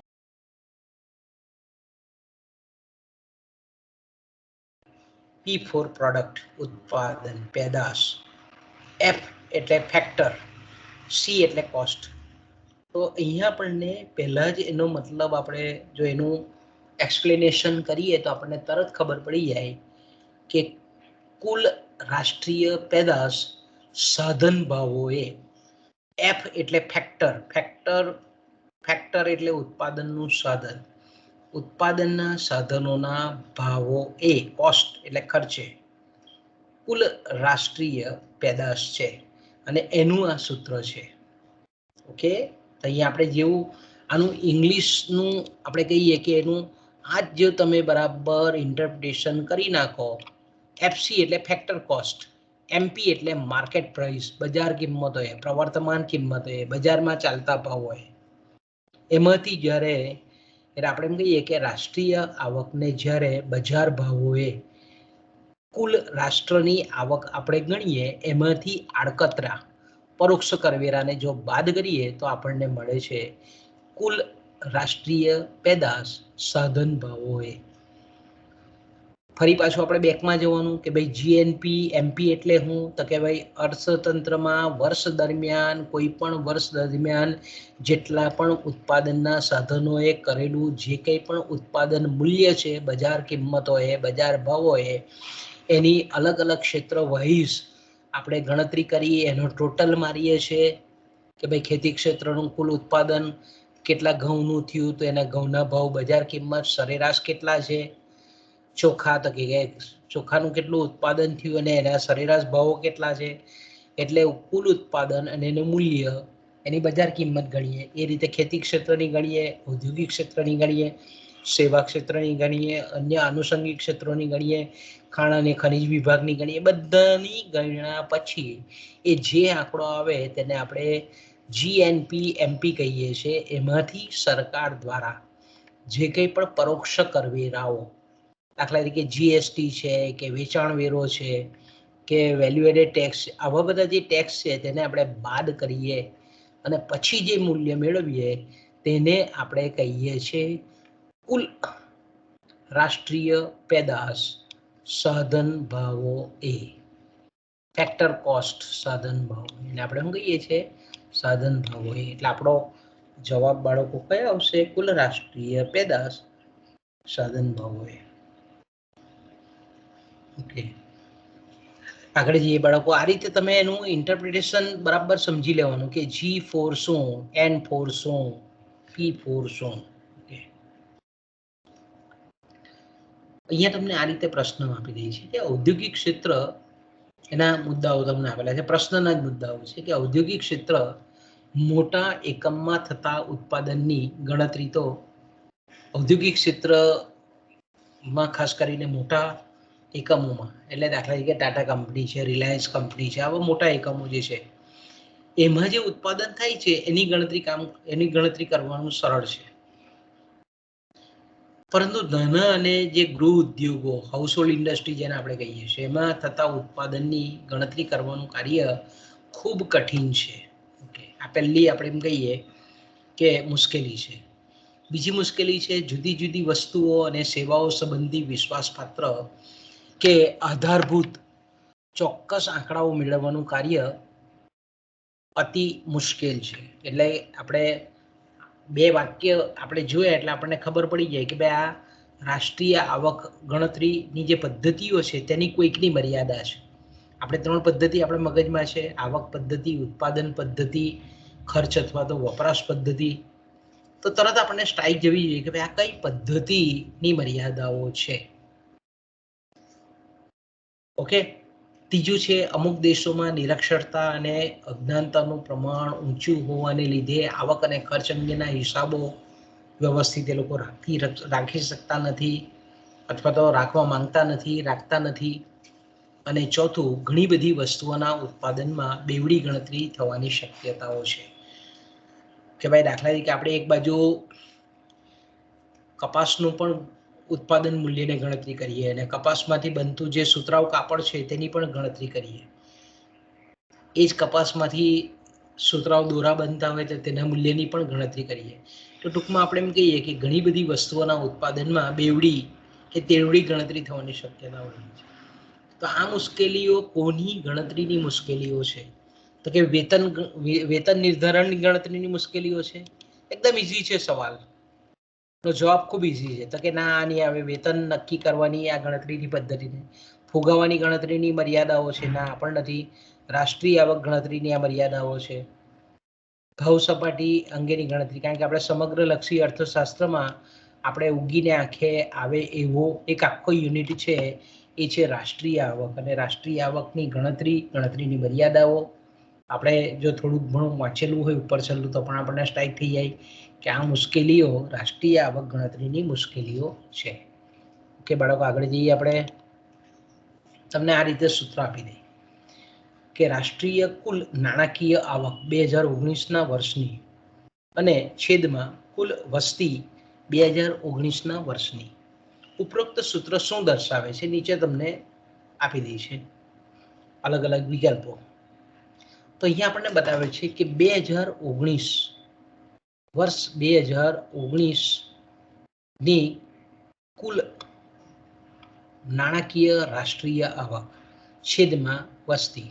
હવે તમે બેઝિકલી કોઈ પણ આપણે જાણીએ છીએ તે પ્રમાણે કે જ્યારે રાષ્ટ્રીય આવકમાં આપણે કુલ વસ્તી જ્યારે છેદમાં આવતી હોય ત્યારે આપણને તરત જ સ્ટ્રાઇક જાય કે આ માથાદીઠ આવકના પરિપ્રેક્ષ્યમાં આ સૂત્ર છે. હવે પ્રશ્ન રહ્યો હતો કે ભાઈ માથાદીઠ આવકમાં કયા બે ઓપ્શન છે? તો કે ભાઈ માથાદીઠ આવક અમાં બી છે ને બમાં બી. ઓકે, હવે અહીંયા માથાદીઠ બીજો શબ્દ આપણે જોઈએ કાઉન્સમાં બતાવેલો છે આપણે નાણાકીય, તો કે નાણાકીય. તો અહીંયા આપણને ખબર છે કે રાષ્ટ્રીય જે ઉત્પાદન છે એનું નાણાકીય મૂલ્યના પરિપ્રેક્ષ્યમાં આપણે જ્યારે આવક ગણતરી કરીએ છીએ અને એને છેદમાં જ્યારે અર્થતંત્રની કે દેશની કુલ વસ્તીને ભાગીએ છીએ તો આપણને મળે છે માથાદીઠ નાણાકીય આવક. ઓકે, અહીંયા આપણે 2019ની છે માથાદીઠ નાણાકીય આવક. જો 2020ની અહીંયા લખી હોય તો એ પણ નહીં આવે, પણ આપણે એવું કન્ફ્યુઝન ન થાય, સરળતાથી આ તમને યાદ આવી જાય એટલા માટે આપણે માથાદીઠ નાણાકીય આવક 2019ના વર્ષની છે. ગુચાવવા માટે આપણે કોઈ પણ વર્ષ બદલી કાઢીએ તો કારણ કે ઘણી વખત બાળકોનું ધ્યાન વર્ષ પણ ના જાય. આ ખબર છે કે કુલ નાણાકીય આવક છેદમાં કુલ વસ્તી એટલે માથાદીઠ નાણાકીય આવક થાય એ આવડે, પણ અહીંયા વર્ષનું ઓલ્ટરનેટ કરી નાખીએ તો ઘણી વખત તમને સાચું આવડતું હોવા છતાં પણ જવાબ ખોટો પડે. એટલે MCQમાં જ્યારે પણ પરીક્ષા આપો ત્યારે રમતા રમતા ના આપો, બહુ કોન્સન્ટ્રેશન પૂર્વક આપો પરીક્ષા, કે જેથી કરીને આપણને આવડતું હોવા છતાં બી ઘણી વખત આપણે ગંભીરતાથી પરીક્ષા કોઈ પણ હોય એ ગંભીરતા લેવી પડે, અન્યથા આપણે એમ કહીએ કે એક વખત સમય જાય પછી પાછો આવતો નથી. ઓકે, આગળ જઈએ. પુરવઠો સ્વયં પોતાની માંગ સર્જે છે, એટલે કે જ્યારે કોઈ પણ વસ્તુનો પુરવઠો તૈયાર કરવામાં આવે છે, જ્યારે કોઈ પણ વસ્તુનો પુરવઠો તૈયાર કરવામાં આવે છે ત્યારે તેટલી જ માંગનું સર્જન પણ થાય છે. વસ્તુનો પુરવઠો પાડવા માટે તેનું ઉત્પાદન કરવું જરૂરી છે. આ ઉત્પાદન પ્રક્રિયામાં જે સાધન જોડાય છે અને તેમને આવક ચૂકવવામાં આવે છે અને આ આવક અંતે વસ્તુની ખરીદીમાં વપરાય છે. આમ ઉત્પાદનની પ્રક્રિયામાં એક બાજુએ વસ્તુનો પુરવઠો અને બીજી બાજુએ વસ્તુની માંગ સર્જાય છે. તો આ નિયમ આપનાર અર્થશાસ્ત્રી નીચે પૈકી કોણ છે? બરાબર, આપણો પ્રશ્ન શું છે કે ભાઈ આ જે નિયમ આપેલો છે એ નિયમ કોણે આપેલો છે? તો આપણને તરત સ્ટ્રાઇક જવી જોઈએ કે આ બજારનો નિયમ છે, જેને આપણે પુરવઠાનો નિયમ પણ કહીએ છીએ, જેને આપણે શેનો નિયમ તરીકે પણ ઓળખીએ છીએ. તો આ નિયમ આપનાર જે અર્થશાસ્ત્રી છે એ છે JB સે. ફ્રાન્સના અર્થશાસ્ત્રી, ફ્રેન્ચ ઇકોનોમિસ્ટ હતા. એમણે એમનું જે પુસ્તક હતું એમાં પુરવઠો હંમેશા પોતાની માંગ સર્જે છે આવો બજાર અંગેનો નિયમ આપેલો છે. ઓકે, અને એનું આપણે એમ કહીએ કે રિકાર્ડો અને JS મિલે પણ એનું સમર્થન કરેલું છે. કારણ કે આપણે જાણીએ છીએ તે પ્રમાણે કે JS મિલ આપણને એવું કહેતા હતા કે કોઈ પણ ઉત્પાદક પોતે જ પોતાની વસ્તુનો ગ્રાહક બને છે અથવા તો બીજી વસ્તુનો ગ્રાહક બનતો હોય છે. All sellers are inevitably end by the meaning of the word buyers. એટલે આપણે એમ કહીએ કે ડેવિડ રિકાર્ડો પણ આપણને એવું કહે છે કે કોઈ પણ વ્યક્તિનો વસ્તુના ઉત્પાદનના પાછળનો હેતુ ક્યાં તો પોતાના વપરાશનો હોય, સ્વ ઉપભોગનો હોય, સ્વ વપરાશનો હોય અથવા તો વેચાણનો હોય. એટલે જ્યારે તે વસ્તુનું વેચાણ કરે છે ત્યારે તેનો આશય પોતાને ઉપયોગી એવી અન્ય વસ્તુ ખરીદવાનો હોય છે. આમ ઉત્પાદક પોતે જ પોતાની વસ્તુનો ગ્રાહક બને છે. તો આ રીતનું આપણે એમ કહીએ કે JB સે એ જે આપેલો નિયમ છે જેને આપણે પ્રશિષ્ટોનો બજારનો નિયમ પણ કહીએ છીએ, JB સેનો બજારનો નિયમ પણ કહીએ છીએ, અને મેં કીધું તેમ કે ડેવિડ રિકાર્ડો અને JS મિલે પણ એને સમર્થન આપેલું છે. તો આ નિયમ આપનાર અર્થશાસ્ત્રી એ JB સે છે. અથવા તો ઘણી વખત એવું પૂછે તમને કે તમને અહીંયા વિચારકોનો વર્ગ સંપ્રદાય આપી દે કે સીમાંતવાદી વિચારકો, પ્રશિષ્ટ વિચારકો, કેઇન્સ અથવા કેન્સવાદી વિચારકો, આધુનિક વિચારકો, તો આપણને તરત ખબર પડી જાય કે જે બી છે એ પ્રશિષ્ટ આર્થિક વિચારકોની પરિપાટીમાં આવે છે. આ જ પ્રશ્નને બીજી રીતે પણ પૂછી શકાય. આ સિદ્ધાંત એમણે કઈ સાલમાં આપેલો હતો એ રીતે પણ પૂછી શકાય. ઓકે, એ જ રીતે બીજો પ્રશ્ન આ રીતે પૂછાય કે અર્થતંત્રમાં પ્રવર્તતી અનૈચ્છિક બેરોજગારી માટે બજાર તંત્ર નહીં પરંતુ ચુસ્ત વેતન નીતિ જવાબદાર છે. આથી પૂર્ણ રોજગારી પ્રસ્થાપિત કરવા માટેનો એક ઉપાય એ વેતન કાપનો છે. ઓકે, પ્રસ્થાપિત કરવા માટેનો એક ઉપાય કેવો છે? વેતન કાપનો છે. અને આમ થવાથી ઉત્પાદન ખર્ચમાં ઉત્પાદકોનો ઘટાડો થાય, ઉત્પાદન ખર્ચમાં પરિણામે વસ્તુનો ઉત્પાદન ખર્ચ થાય, એની કિંમતો ઘટે, ભાવો ઘટે, તેથી માંગમાં વધારો થતાં રોજગારીમાં વધારો થવા પામશે. પરંતુ કૃત્રિમ રીતે ઊંચા રાખેલા વેતન દરોને નીચા લાવવામાં જે યુનિયનો છે, મજૂર મંડળો છે અને સરકારની જે કંઈ પણ નીતિ છે, દાખલા તરીકે લઘુત્તમ વેતન નીતિ છે, એ અવરોધક બનતી હોય છે. જેને પરિણામે બેરોજગારી દૂર થઈ શકતી નથી, બેકારી દૂર થઈ શકતી નથી. આથી પૂર્ણ રોજગારી પ્રાપ્ત કરવા માટેનો એક માર્ગ વેતન કાપનો છે. આવું કહેનાર, આવો નિયમ આપનાર અર્થશાસ્ત્રીનું નામ જણાવો. આપણને તરત સ્ટ્રાઈક જાય કે આ પણ પ્રશિષ્ટ અર્થશાસ્ત્રીઓએ આપેલો વિચાર છે. ખાસ કરીને નવ પ્રશિષ્ટ અર્થશાસ્ત્રીય જે વિચારક છે પીગુ, એ પીગુનો આ વેતન કાપનો સિદ્ધાંત છે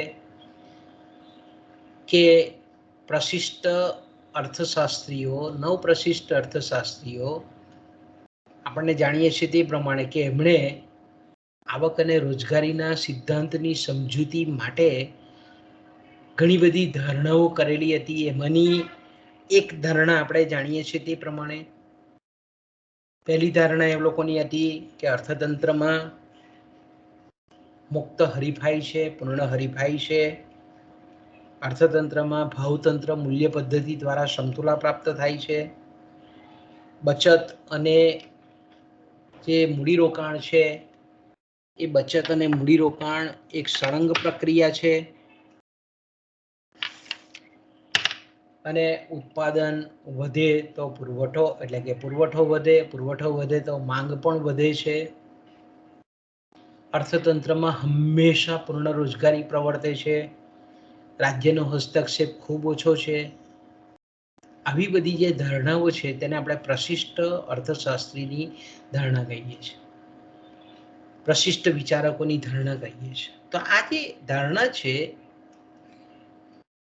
એમાં ઘણી વખત આપણે જોઈએ છીએ કે ભાઈ અર્થતંત્રમાં એક અગત્યની ધારણા કે અર્થતંત્ર હંમેશા પૂર્ણ રોજગારીની અવસ્થાએ પ્રવર્તે છે, કામ કરે છે. આવું એ લોકોએ સ્વીકારી લીધેલું હતું. એ જે બી શે હોય, પીગુ હોય, એડમ સ્મિથ હોય કે માર્શલ હોય કે પીગુ હોય, આપણે એમ કહીએ કે બધા અર્થશાસ્ત્રીઓ પ્રશિષ્ટ અને નવપ્રશિષ્ટ આ એક આપણે એમ કહીએ કે આ ધારણાઓ સ્વીકારે કે અર્થતંત્ર હંમેશા પૂર્ણ રોજગારીની અવસ્થાએ પ્રવર્તે છે. પણ એના ઘણી બધી ટીકાઓ થયેલી હતી અને કેન્સ એના મુખ્ય ટીકાકાર હતા. તો ઘણી વખત એવું આપણને જોવા મળે છે વાસ્તવિક અર્થતંત્રમાં કે સમયના ટૂંકા ગાળામાં ઘણી વખત કુલ પુરવઠા કરતાં કુલ માંગ ઓછી થાય અને એને પરિણામ સ્વરૂપ ઉત્પાદનના સાધનો માંગ ઓછી થવાને લીધે બેરોજગાર પડતા હોય છે. તો પીગુ આપણને એવું કહે છે કે ભાઈ આ જે ટૂંકા ગાળા માટેની આવી પરિસ્થિતિ શક્ય બને છે. અર્થતંત્રમાં ઘણી વખત કુલ ઉત્પાદન, કુલ પુરવઠો એ માંગ કરતા અધિશેષ હોય, વધારે હોય. તો તેવા સંજોગોમાં આપણે એમ કહીએ કે માંગ ઓછી થવાને લીધે અર્થતંત્રમાં બેરોજગારીનું સર્જન થાય છે. પણ પીગુ આપણને એવું કહે છે કે જો આ જે માંગ ઓછી થાય છે એને જો આપણે એમ કહીએ કે કોઈ પણ જાતના મજૂર મંડળોની હોય, સરકારની હોય કોઈ સરકારની એવી કોઈ નીતિ ન હોય કે વેતનને, નાણાકીય વેતનને, ખાસ કરીને એમણે શબ્દ પણ વાપર્યો છે કે નાણાકીય વેતનને જો કાપી લેવામાં આવે તો જે મૂડી રોકાણકારો છે, નિયોજકો છે, એને ઉત્પાદન ખર્ચ ઓછો થાય. ઉત્પાદન ખર્ચ ઓછો થાય તો એ જે ઉત્પાદિત થતી વસ્તુ છે એની કિંમત નીચે લાવે, અને વસ્તુની કિંમત નીચે લાવે તો ભલે શ્રમિકોના વેતન દરો, નાણાકીય વેતન દરો કાપી નાખવામાં આવે, પણ વસ્તુના ભાવો પણ પેરેલલ, સમકાલીન રીતે એ નીચે આવે. એટલે વાસ્તવિક વેતનમાં કોઈ ફેર પડતો નથી, એવું પીવું કહે છે. અને જો કિંમત નીચી આવે તો માંગ વધે અને પુરવઠા અને માંગ વચ્ચેની જે ટૂંકા ગાળાની અસમતુલા છે તે દૂર થઈ જાય. તો આવું આપણને કેનાર અર્થશાસ્ત્રી એ આપણે જાણીએ છીએ તે પ્રમાણે એ હતા પીગુ, કે જેમણે વેતન કાપની થિયરી દ્વારા, સિદ્ધાંત દ્વારા આપણને આવક અને રોજગારી કઈ રીતે પૂર્ણ રોજગારીની અવસ્થાએ અર્થતંત્ર સમતુલા પ્રાપ્ત કરે છે એની સમજૂતી આપેલી છે. ઓકે, આગળ જઈએ બાળકો આપણે કે ઉત્પાદક જ્યારે, જો આપણને આ રીતનો પ્રશ્ન પૂછે, ઉત્પાદક જ્યારે અમુક માણસોને, અમુક શ્રમિકોને રોજગારી આપે છે, ઉત્પાદક એટલે મૂડીરોકાણ કરનાર વર્ગ, સરકાર પણ આવી શકે એમાં, ત્યારે તે રોજગારીના પરિણામે ચીજ વસ્તુઓનું ઉત્પાદન થાય છે. આ ઉત્પાદનનું વેચાણ કરીને ઉત્પાદક અમુક આવક મેળવવાની અપેક્ષા રાખે છે, જેને ઉત્પાદકની અપેક્ષિત વેચાણ આવક, જેને આપણે કહીએ છીએ એક્સપેક્ટેડ સેલ્સ પ્રોસીડ્સ. એક્સપેક્ટેડ એટલે અપેક્ષિત, કે ભાઈ આટલી વેચાણ આવકની અપેક્ષા કહેવામાં આવે છે. એને આપણે શું કહીએ છીએ? ઉત્પાદકની અપેક્ષિત વેચાણ આવક કહેવામાં આવે છે. આ અપેક્ષિત વેચાણ આવક એટલે આ નીચેમાંથી કયું આવશે? જો અહીંયા આપણને બરાબર સમજજો. ધારો કે કોઈ મૂડીરોકાણ કરનાર નિયોજક છે, એણે ધારો કે 10 લાખ રૂપિયાનું મૂડીરોકાણ કર્યું. ઓકે, 10 લાખ રૂપિયાનું મૂડીરોકાણ કર્યું અને એણે 10 શ્રમિકોને રોજગારી આપી. હવે 10 શ્રમિકો એટલે મૂડીરોકાણ કર્યું એટલે એમાં મશીનો પણ નાખ્યા, શ્રમિકોને પણ કામે લગાડ્યા, કાચો માલ સામાન પણ લાવ્યો, ઉત્પાદનની પ્રક્રિયા હાથ ધરી, અને આ રીતે મેં કીધું તેમ કે 10 લાખ રૂપિયાનું રોકાણ કર્યું અને 10 શ્રમિકો અને અન્ય ઉત્પાદનના સાધનોને રોજગારી મળી.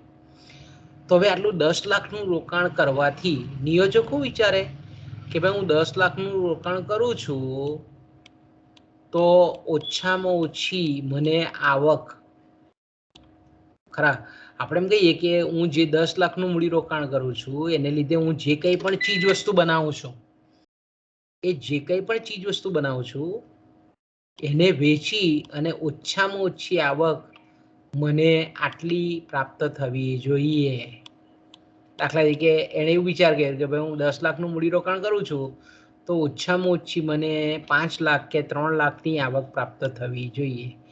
તો આવી જે વેચાણની અપેક્ષિત આવક છે, અપેક્ષિત વેચાણ આવક છે, તેને શું કહેવામાં આવે?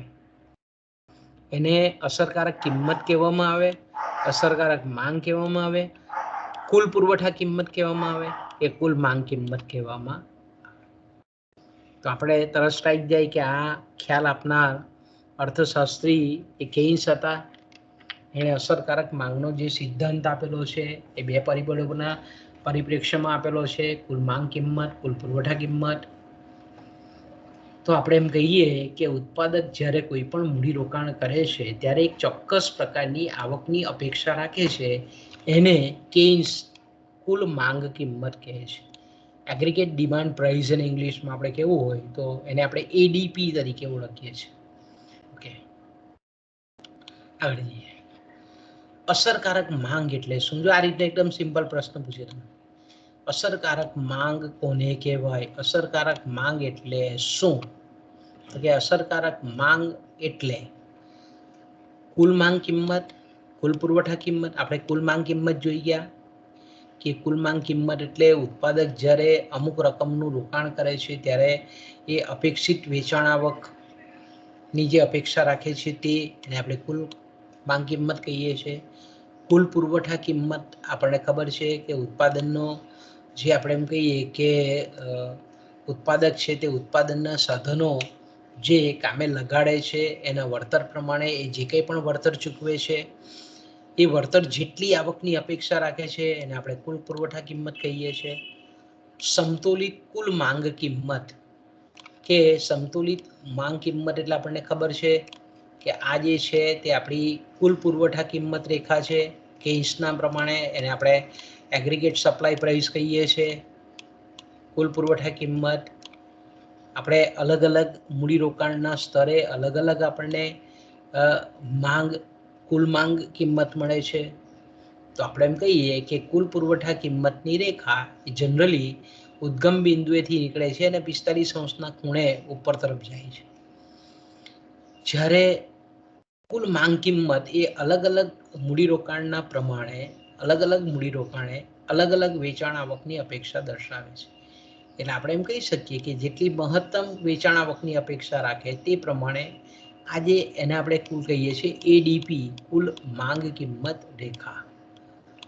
તો જ્યારે આપણે એમ કહીએ કે કુલ માંગ કિંમતની રેખા અને કુલ પુરવઠા કિંમતની રેખા એકબીજાને જ્યાં છેદે આ જે છેદન બિંદુ છે એને આપણે કહીએ છીએ સમતુલિત કુલ માંગ કિંમત.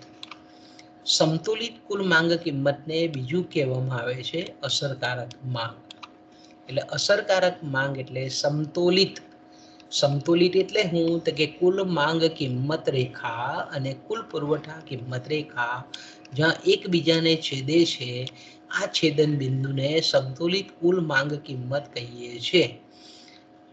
તો એટલે આપણે એમ કહીએ કે અસરકારક માંગ એટલે સંતુલિત કુલ માંગ કિંમત.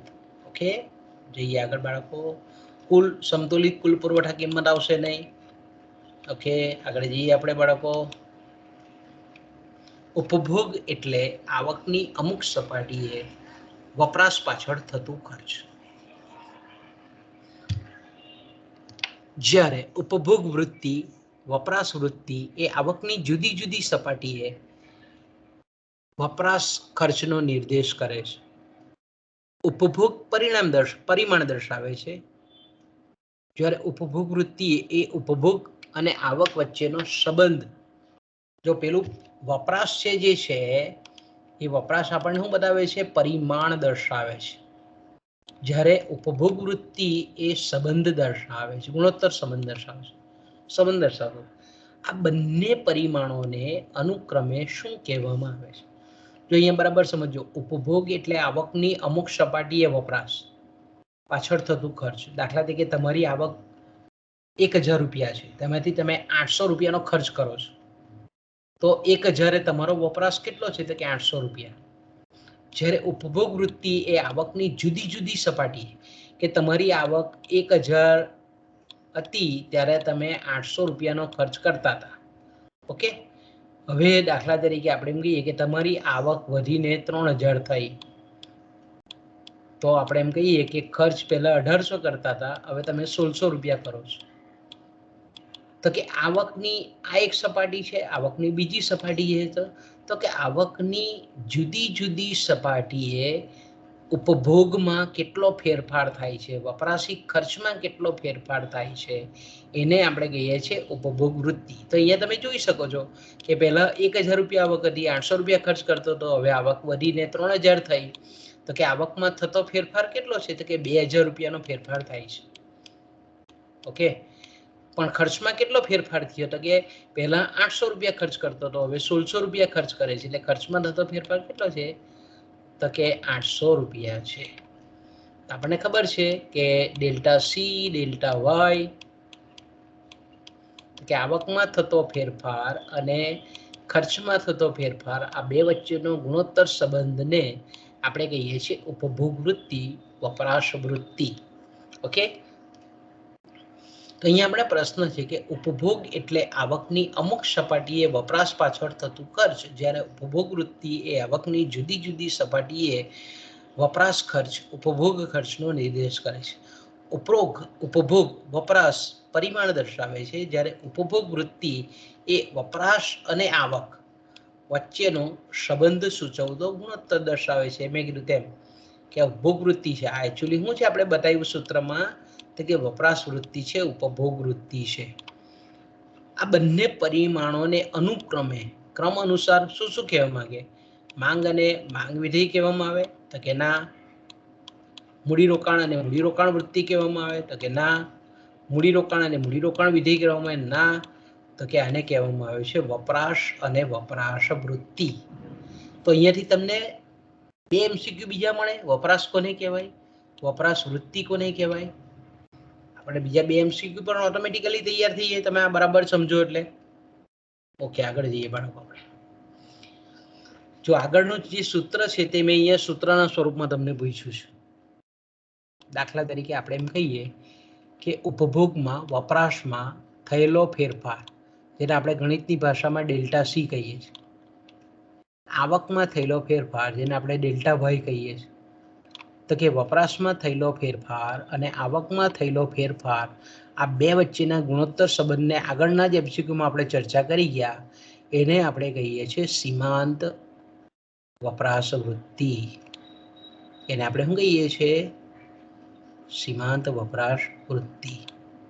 ઓકે, અને આપણે શું કહીએ છીએ? સીમાંત વપરાશ વૃત્તિ. આગળનું જે એમસીક્યુ જોઈએ તેમાં તો કે આવકમાં થતો ફેરફાર અને વપરાશમાં થતો ફેરફાર, આ બે વચ્ચેના ગુણોત્તર સંબંધને આપણે કહીએ છીએ સીમાંત ઉપભોગ વૃત્તિ, સીમાંત વપરાશ વૃત્તિ, માર્જિનલ, જેને આપણે કહીએ છીએ કે પ્રોપેન્સિટી, કન્ઝ્યુમટિવ પ્રોપેન્સિટી. આ રીતે આપણે એને કહીએ છીએ સીમાંત વપરાશ વૃત્તિ. સરેરાશ વપરાશ વૃત્તિ આપણે જાણીએ છીએ કે સી બાય વાય. સીમાંત બચત વૃત્તિ એટલે આપણે ડેલ્ટા એસ છેદમાં ડેલ્ટા વાય. સરેરાશ બચત વૃત્તિ એટલે એસ છેદમાં વાય. જ્યારે સીમાંત વપરાશ વૃત્તિ એટલે ડેલ્ટા સી છેદમાં ડેલ્ટા વાય. આમાંથી કોઈ પણ એક તમને બદલી નાખે, કોઈ પણ આ મૂકી દે. વપરાશ સી, આવક વાય, તો એને શું કહેવામાં આવે? આ જ બધું જ રાખે, કમ્પ્લીટ જ. ઓપ્શનો બધા સેમ ના સેમ રાખે, પણ અહીંયા ખાલી મૂકી દે સી છેદમાં વાય. આટલું પણ નહીં લખે, ધારો કે આ પણ નહીં લખે, ધારો કે આખો આ બી નહીં લખે, ખાલી સી અને વાય આટલું જ પૂછે, તો આપણો જવાબ બદલાઈ જાય. સરેરાશ વપરાશ વૃત્તિ થાય. ડેલ્ટા એસ ડેલ્ટા વાય સીમાંત બચત વૃત્તિ. એસ છેદમાં વાય સરેરાશ બચત વૃત્તિ. સીમાંત વપરાશ વૃત્તિ. તો કે આપણે અત્યારે જે એમસીક્યુ છે તેનો જવાબ કયો આવશે? ડેલ્ટા સી ડેલ્ટા વાય છેદમાં, એનો મતલબ થાય સીમાંત ઉપભોગ વૃત્તિ, સીમાંત વપરાશ વૃત્તિ. ઘણી વખત આની જગ્યાએ વપરાશ વૃત્તિની જગ્યાએ ઉપભોગ વૃત્તિ પણ લખે, તો તમારે સેટ પણ કન્ફ્યુઝન કરવાનું નહીં. ઓકે, ત્યાર પછીનો જે આપણો એમસીક્યુ છે કે આઈ બરાબર, આઈ ફોર ઇન્વેસ્ટમેન્ટ, મૂડીરોકાણ, બરાબર ફંક્શન વિધેય, આર ફોર, જેને આપણે કહીએ છીએ કે રેટ ઓફ રિટર્ન, અથવા તો જે મૂડી છે તેની સીમાંત કાર્યક્ષમતા, અને આઈ છે એને આપણે કહીએ છીએ વ્યાજનો દર. તો કે કોઈ એક સમયે થતું મૂડીરોકાણ એ મૂડીની સીમાંત કાર્યક્ષમતા એટલે કે આર અને વ્યાજના દરનું વિધેય છે. આ વિધેયને નીચે પૈકી શું કયા વિધેય તરીકે ઓળખવામાં આવે છે? ખૂબ સિમ્પલ પ્રશ્ન છે, આ રીતે પણ પૂછી શકે. તો કે પહેલું તો આપણે એમ કહીએ કે સૂત્રનો કર્તા, જેને આપણે સ્વતંત્ર ચલ રાશિ કહીએ છીએ, એ મૂડીરોકાણ છે. તો કે મૂડીરોકાણને નક્કી કરતા બે પરિબળ બતાવેલા છે, એટલે આપણો સીધો જવાબ આવી જાય મૂડીરોકાણ વિધેય. આ ખર્ચ નથી, કન્ઝમ્પશન વિધેય નથી, માંગ વિધેય નથી. માંગ વિધેય એફઆઈમાં આપણે ભણી ગયા કે માંગ એ કિંમતનું વિધેય છે, આવકનું વિધેય છે, અવેજી અને પૂરક વસ્તુઓના ભાવનું વિધેય છે. માંગ વિધેય પણ નહીં આવે. ખર્ચને અસર કરતા પરિબળોને જ્યારે આપણે વિધેયાત્મક સ્વરૂપમાં બતાવીએ તો એને આપણે ખર્ચ કહીએ છીએ, ખર્ચ વિધેય કહીએ છીએ. એ જ સેમ વપરાશ વિધેય છે. જ્યારે આ જે છે કે કોઈ પણ અર્થતંત્રના મૂડીરોકાણને અસર કરતા બે પ્રમુખગત પરિબળો છે. એક તો મૂડીની સીમાંત કાર્યક્ષમતા, મૂડીની સીમાંત ઉત્પાદકતા પણ એને આપણે કહીએ, મૂડીની સીમાંત ઉત્પાદન ક્ષમતા, આ શબ્દ પણ કરીએ છીએ આપણે. તો મૂડીની સીમાંત કાર્યક્ષમતા એટલે આપણે જાણીએ છીએ તે પ્રમાણે કે વધારાના એક મૂડી સાધનના રોકાણને પરિણામે મૂડીની સીમાંત કાર્યક્ષમતા એટલે શું છે? મૂડીની સીમાંત કાર્યક્ષમતા એટલે વધારાના એક એકમના મૂડીરોકાણ પરનો વળતરનો અપેક્ષિત દર, એટલે કે કેટલી સંભવિત આવક પ્રાપ્ત થશે એ મૂડી સાધનને રોકવાને લીધે, એને આપણે કહીએ છીએ મૂડીની સીમાંત કાર્યક્ષમતા. અને વ્યાજનો દર, અર્થતંત્રમાં આપણે જાણીએ છીએ તે પ્રમાણે કે વ્યાજનો દર જો નીચો હોય તો મૂડીરોકાણકારો છે તે મૂડીરોકાણ વધારે છે, કારણ કે વ્યાજ ખર્ચ એ ઉત્પાદન ખર્ચને અસર કરતું મહત્વનું પરિબળ છે. આ બંને જે પરતંત્ર ચલરાશિઓ છે, મૂડીની સીમાંત કાર્યક્ષમતા અને વ્યાજનો દર, એ વાસ્તવમાં કોનું વિધેય છે? તો કે મૂડીરોકાણનું વિધેય છે. એને આપણે મૂડીરોકાણ વિધેય તરીકે ઓળખીએ છીએ. ઓકે બાળકો, આગળ જઈએ આપણે. સરળ પ્રશ્ન છે કે મૂડીના સાધનનો, જો આ રીતે પણ તમને પ્રશ્ન ઘણી વખત પૂછે કે મૂડીના સાધનોનો હયાત જથ્થો, એટલે વર્તમાન સમયમાં જેટલો સ્ટોક છે તે, મૂડી સાધનની આયુષ્યની મર્યાદા, જે મશીનો છે એનો જાળવણીનો ખર્ચ, એનો નિભાવ ખર્ચ, ટેકનોલોજીકલ પ્રગતિ અને સંશોધન, કે ભાઈ અર્થતંત્રમાં વિજ્ઞાન અને ટેકનોલોજીનો જે વિકાસ થાય છે, નવા નવા નવપ્રવર્તનો થાય છે, નવી નવી સંશોધન પદ્ધતિઓ કે સાધનો શોધાય છે. એ જ રીતે આપણે એમ કહીએ સરકારની નાણાકીય, રાજકોષીય અને વેપાર સંબંધિત જે નીતિઓ છે તે. છઠ્ઠું પરિબળ છે ઉત્પાદનના સાધનોની કિંમત, ખાસ કરીને આપણે કહીએ કે શ્રમિકોના વેતન દર જે છે એમાં થતા ફેરફારના દરો. એ જ રીતે આવકની સપાટી, એટલે કે રાષ્ટ્રીય આવકની સપાટી, શેર બજારના પ્રવાહો, કે જેને આપણે મૂડી બજાર કહીએ છીએ, એ મૂડી બજારના પ્રવાહો કેવા છે.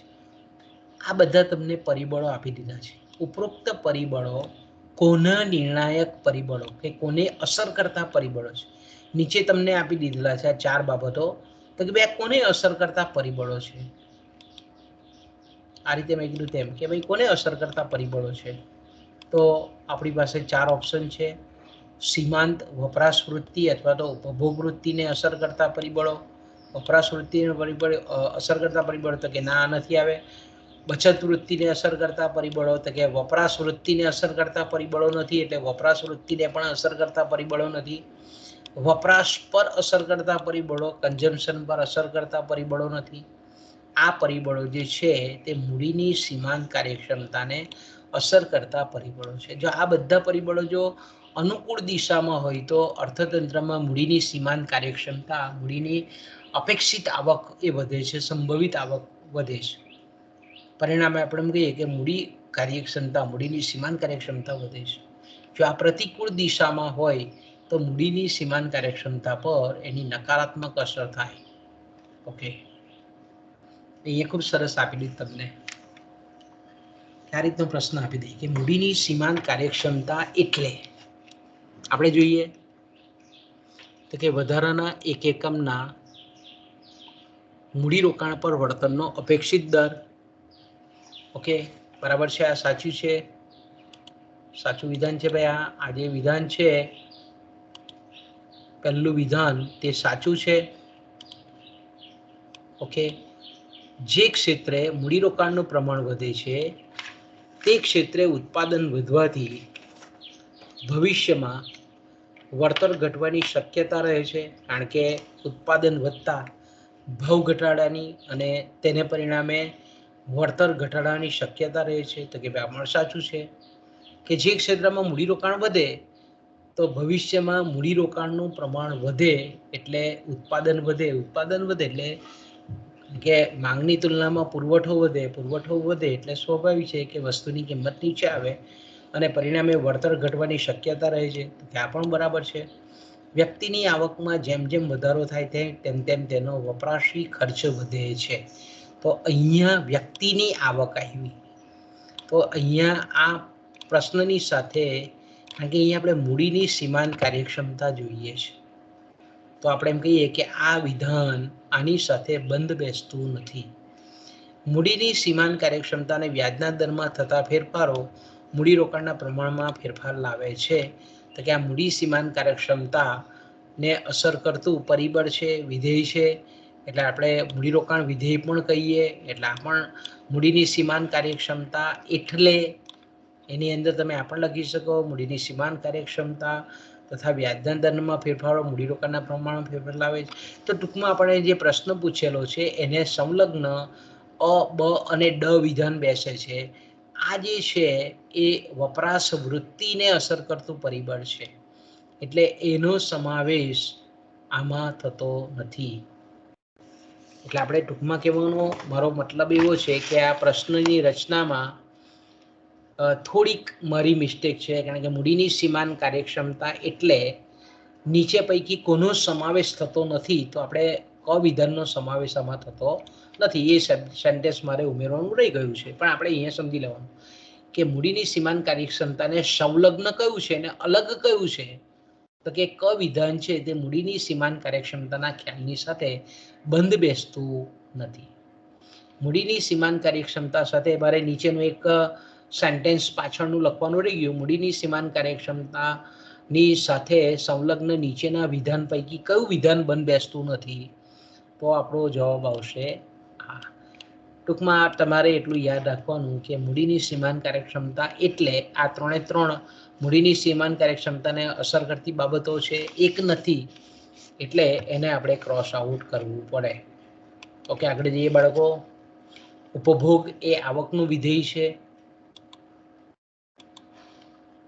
જે એમ દર્શાવે છે કે વ્યક્તિની આવકમાં જેમ જેમ વધારો થાય છે તેમ તેમ તેનો વપરાશી ખર્ચ પણ વધે છે, પરંતુ અમુક બિંદુ પછી આવકમાં થતો વધારો વપરાશ ખર્ચમાં સપ્રમાણમાં વધારો લાવતો નથી. એ જ રીતે અમુક બિંદુ પછી આવકમાં થયેલો ઘટાડો સપ્રમાણ વપરાશમાં પણ ઘટાડો લાવતો નથી. આ વિધેયને ખાલી જગ્યા વિધેય કહેવામાં આવે છે. આપણને તરત સ્ટ્રાઇક જાય કે કેન્સે આપેલું આ વપરાશ વિધેય છે, વપરાશ વૃત્તિનો કેન્સે આપેલો ખ્યાલ છે. એટલે આપણે એમ કહીએ કે આપણા પ્રશ્નોનો તરત જવાબ આવી જશે ઉપભોગ વિધેય. અને અહીં આપણે જોઈએ છીએ કે આવક અને વપરાશ આ બે વચ્ચેના સંબંધ દર્શાવતું આ વિધેય છે. તો વપરાશ વિધેય આપણને ખબર છે. વપરાશ વિધેય એમ દર્શાવે છે કે વ્યક્તિની આવકમાં જો વધારો થાય તો એનો વપરાશી ખર્ચ વધે, કુલ વપરાશી ખર્ચ વધે. પણ જે દરે આવક વધે છે એ દરે અમુક સમય અમુક બિંદુ પછી જે દરે આવકમાં વધારો થાય છે એ દરે વપરાશ ખર્ચમાં વધારો થતો નથી. ઓકે, આપણો જવાબ આવશે સીધો વપરાશ વિધેય. આગળ જઈએ બાળકો.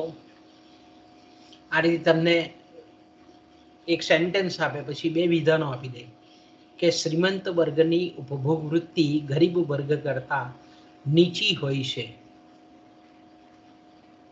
અથવા આનાથી ઉલટું પણ તમને પૂછે કે ગરીબ વર્ગની ઉપભોગ વૃત્તિ શ્રીમંત વર્ગ કરતા ઊંચી હોય છે. અહીંયા આપણે ઉલટું પૂછેલું છે કે શ્રીમંત કે જે ધનાઢ્ય વર્ગ છે એની ઉપભોગ વૃત્તિ કેવી છે, ગરીબ વર્ગ કરતા નીચી હોય છે. તો અહીંયા આપણને ઉલટું લાગે, જરા કેવું લાગે ને કે ભાઈ એક બાજુ શ્રીમંત છે ને બીજી બાજુ આપણે નીચી બતાવેલી છે. તો આ જે બે વિધાનો આપણને આપેલા છે એ બે વિધાનો કેવા છે, સાચા છે, ખોટા છે, એક સાચું છે એક ખોટું છે, એ આપણે તારવવાનું છે. તો વિધાન એક તપાસીએ આપણે. કારણ કે શ્રીમંત લોકોની મોટાભાગની જરૂરિયાતો સંતોષાઈ ગયેલી હોય છે, પરિણામે તેમની આવકનો પ્રમાણમાં ઓછો ભાગ વપરાશ પાછળ ખર્ચાય છે અને બાકીનો ભાગ બચત સ્વરૂપે રહે છે. તો કે આ વિધાન સાચું છે એકદમ. બીજી તરફ ગરીબ વર્ગની આવક ઓછી હોવાથી તેમની કેટલીક જરૂરિયાતો રહે છે, કેટલીક જરૂરિયાતો પણ સંતોષાયેલી રહેલી છે, તેથી તેમની આવકમાં વધારો થતાં તેમનો મોટો ભાગ વપરાશ પાછળ ખર્ચાતો હોય છે. આમ તેમની વપરાશ વૃત્તિ ઊંચી હોય છે. તો આ બીજું સેન્ટેન્સ પણ સાચું છે. તો કે આ બંને વિધાનો કેવા છે, સાચા છે. એટલે આપણે હંમેશા શ્રીમંત વર્ગ કરતા ગરીબ વર્ગની વપરાશ વૃત્તિ ઊંચી હોય છે. બીજા અર્થમાં જો જોઈએ તો ગરીબ વર્ગની ઉપભોગ વૃત્તિ એ શ્રીમંત વર્ગ કરતા હંમેશા ઊંચી હોય છે.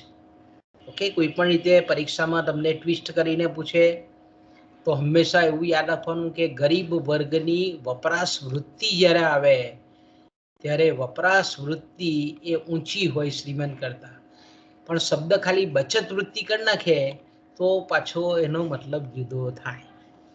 તો આપણે કહી શકીએ કે અહીંયા જો પૂછે કે શ્રીમંત વર્ગની બચત વૃત્તિ ગરીબ વર્ગ કરતા નીચી છે તો આપણો જવાબ આખો બદલાઈ જાય. શબ્દને બરાબર પકડીને વાંચો. વપરાશ વૃત્તિ છે એટલે ગરીબ વર્ગની હંમેશા ઊંચી રહી શ્રીમંત કરતા. જો બચત વૃત્તિ હોય તો શ્રીમંત વર્ગની વધારે આવે. આગળ જઈએ બાળકો. કેન્સના મત મુજબ, જો અહીંયા પણ આ ત્રીજો પ્રશ્ન બીજો પૂછ્યો છે. કેન્સના મત મુજબ જેમ જેમ મૂડીરોકાણ વધતું જાય છે તેમ તેમ મૂડીની સીમાંત કાર્યક્ષમતા ઘટતી જાય છે. કારણ એક આપ્યું છે, વિધાન એક. જે ક્ષેત્રમાં મૂડીરોકાણનું પ્રમાણ વધે છે તે ક્ષેત્રે ઉત્પાદન વધવાથી ભવિષ્યમાં વળતર ઘટવાની શક્યતા રહે છે. સ્વાભાવિક છે, બરાબર છે. કારણ કે ઉત્પાદન વધતા ભાવ ઘટાડેની અને તેને પરિણામે વળતર દર ઘટવાની શક્યતા રહે છે. બીજું વિધાન છે, જે પ્રકારનું મૂડીરોકાણ વધે છે તેની પુરવઠા કિંમત વધે છે, પરિણામે પણ વળતર ઘટવાની શક્યતા રહે છે. જે પ્રકારનું મૂડીરોકાણ વધે છે તેની પુરવઠા કિંમત, કે ભાઈ જે પ્રકારનું, દાખલા તરીકે આપણે એમ કહીએ કે કાપડ ઉદ્યોગમાં મૂડીરોકાણ વધતું હોય તો સ્વાભાવિક છે કે કાપડ ઉદ્યોગના જે કંઈ પણ સાધનો છે એ સાધનોની કિંમતો, એ કાચો માલ સામાન હોય, યંત્ર સામગ્રી હોય, કે એના ભાવો વધે, પરિણામે આપણે એમ કહીએ કે ઉત્પાદન ખર્ચ ઊંચો આવે અને વળતર ઘટવાની શક્યતા છે. આ બંને વિધાનો કેવા છે? સાચા છે.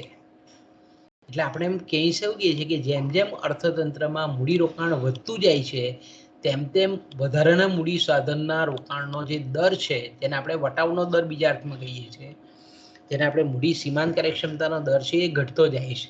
તેના બંને જે કારણો છે વિધાન સ્વરૂપમાં દર્શાવેલા તે બંને સાચા છે. એટલે આપણો જવાબ કયો આવશે?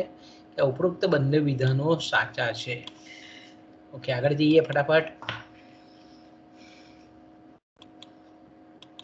યંત્ર વિદ્યાનો વિકાસ અને સંશોધનને પ્રોત્સાહન, કરવેરામાં ઘટાડો, વ્યાજના દરમાં ઘટાડો, ભાવ સહાયની નીતિ, ઇજારા નાબૂદીની નીતિ, ઉપરોક્ત પગલાઓ કોને ઘટતા જતા અટકાવવા માટેના છે?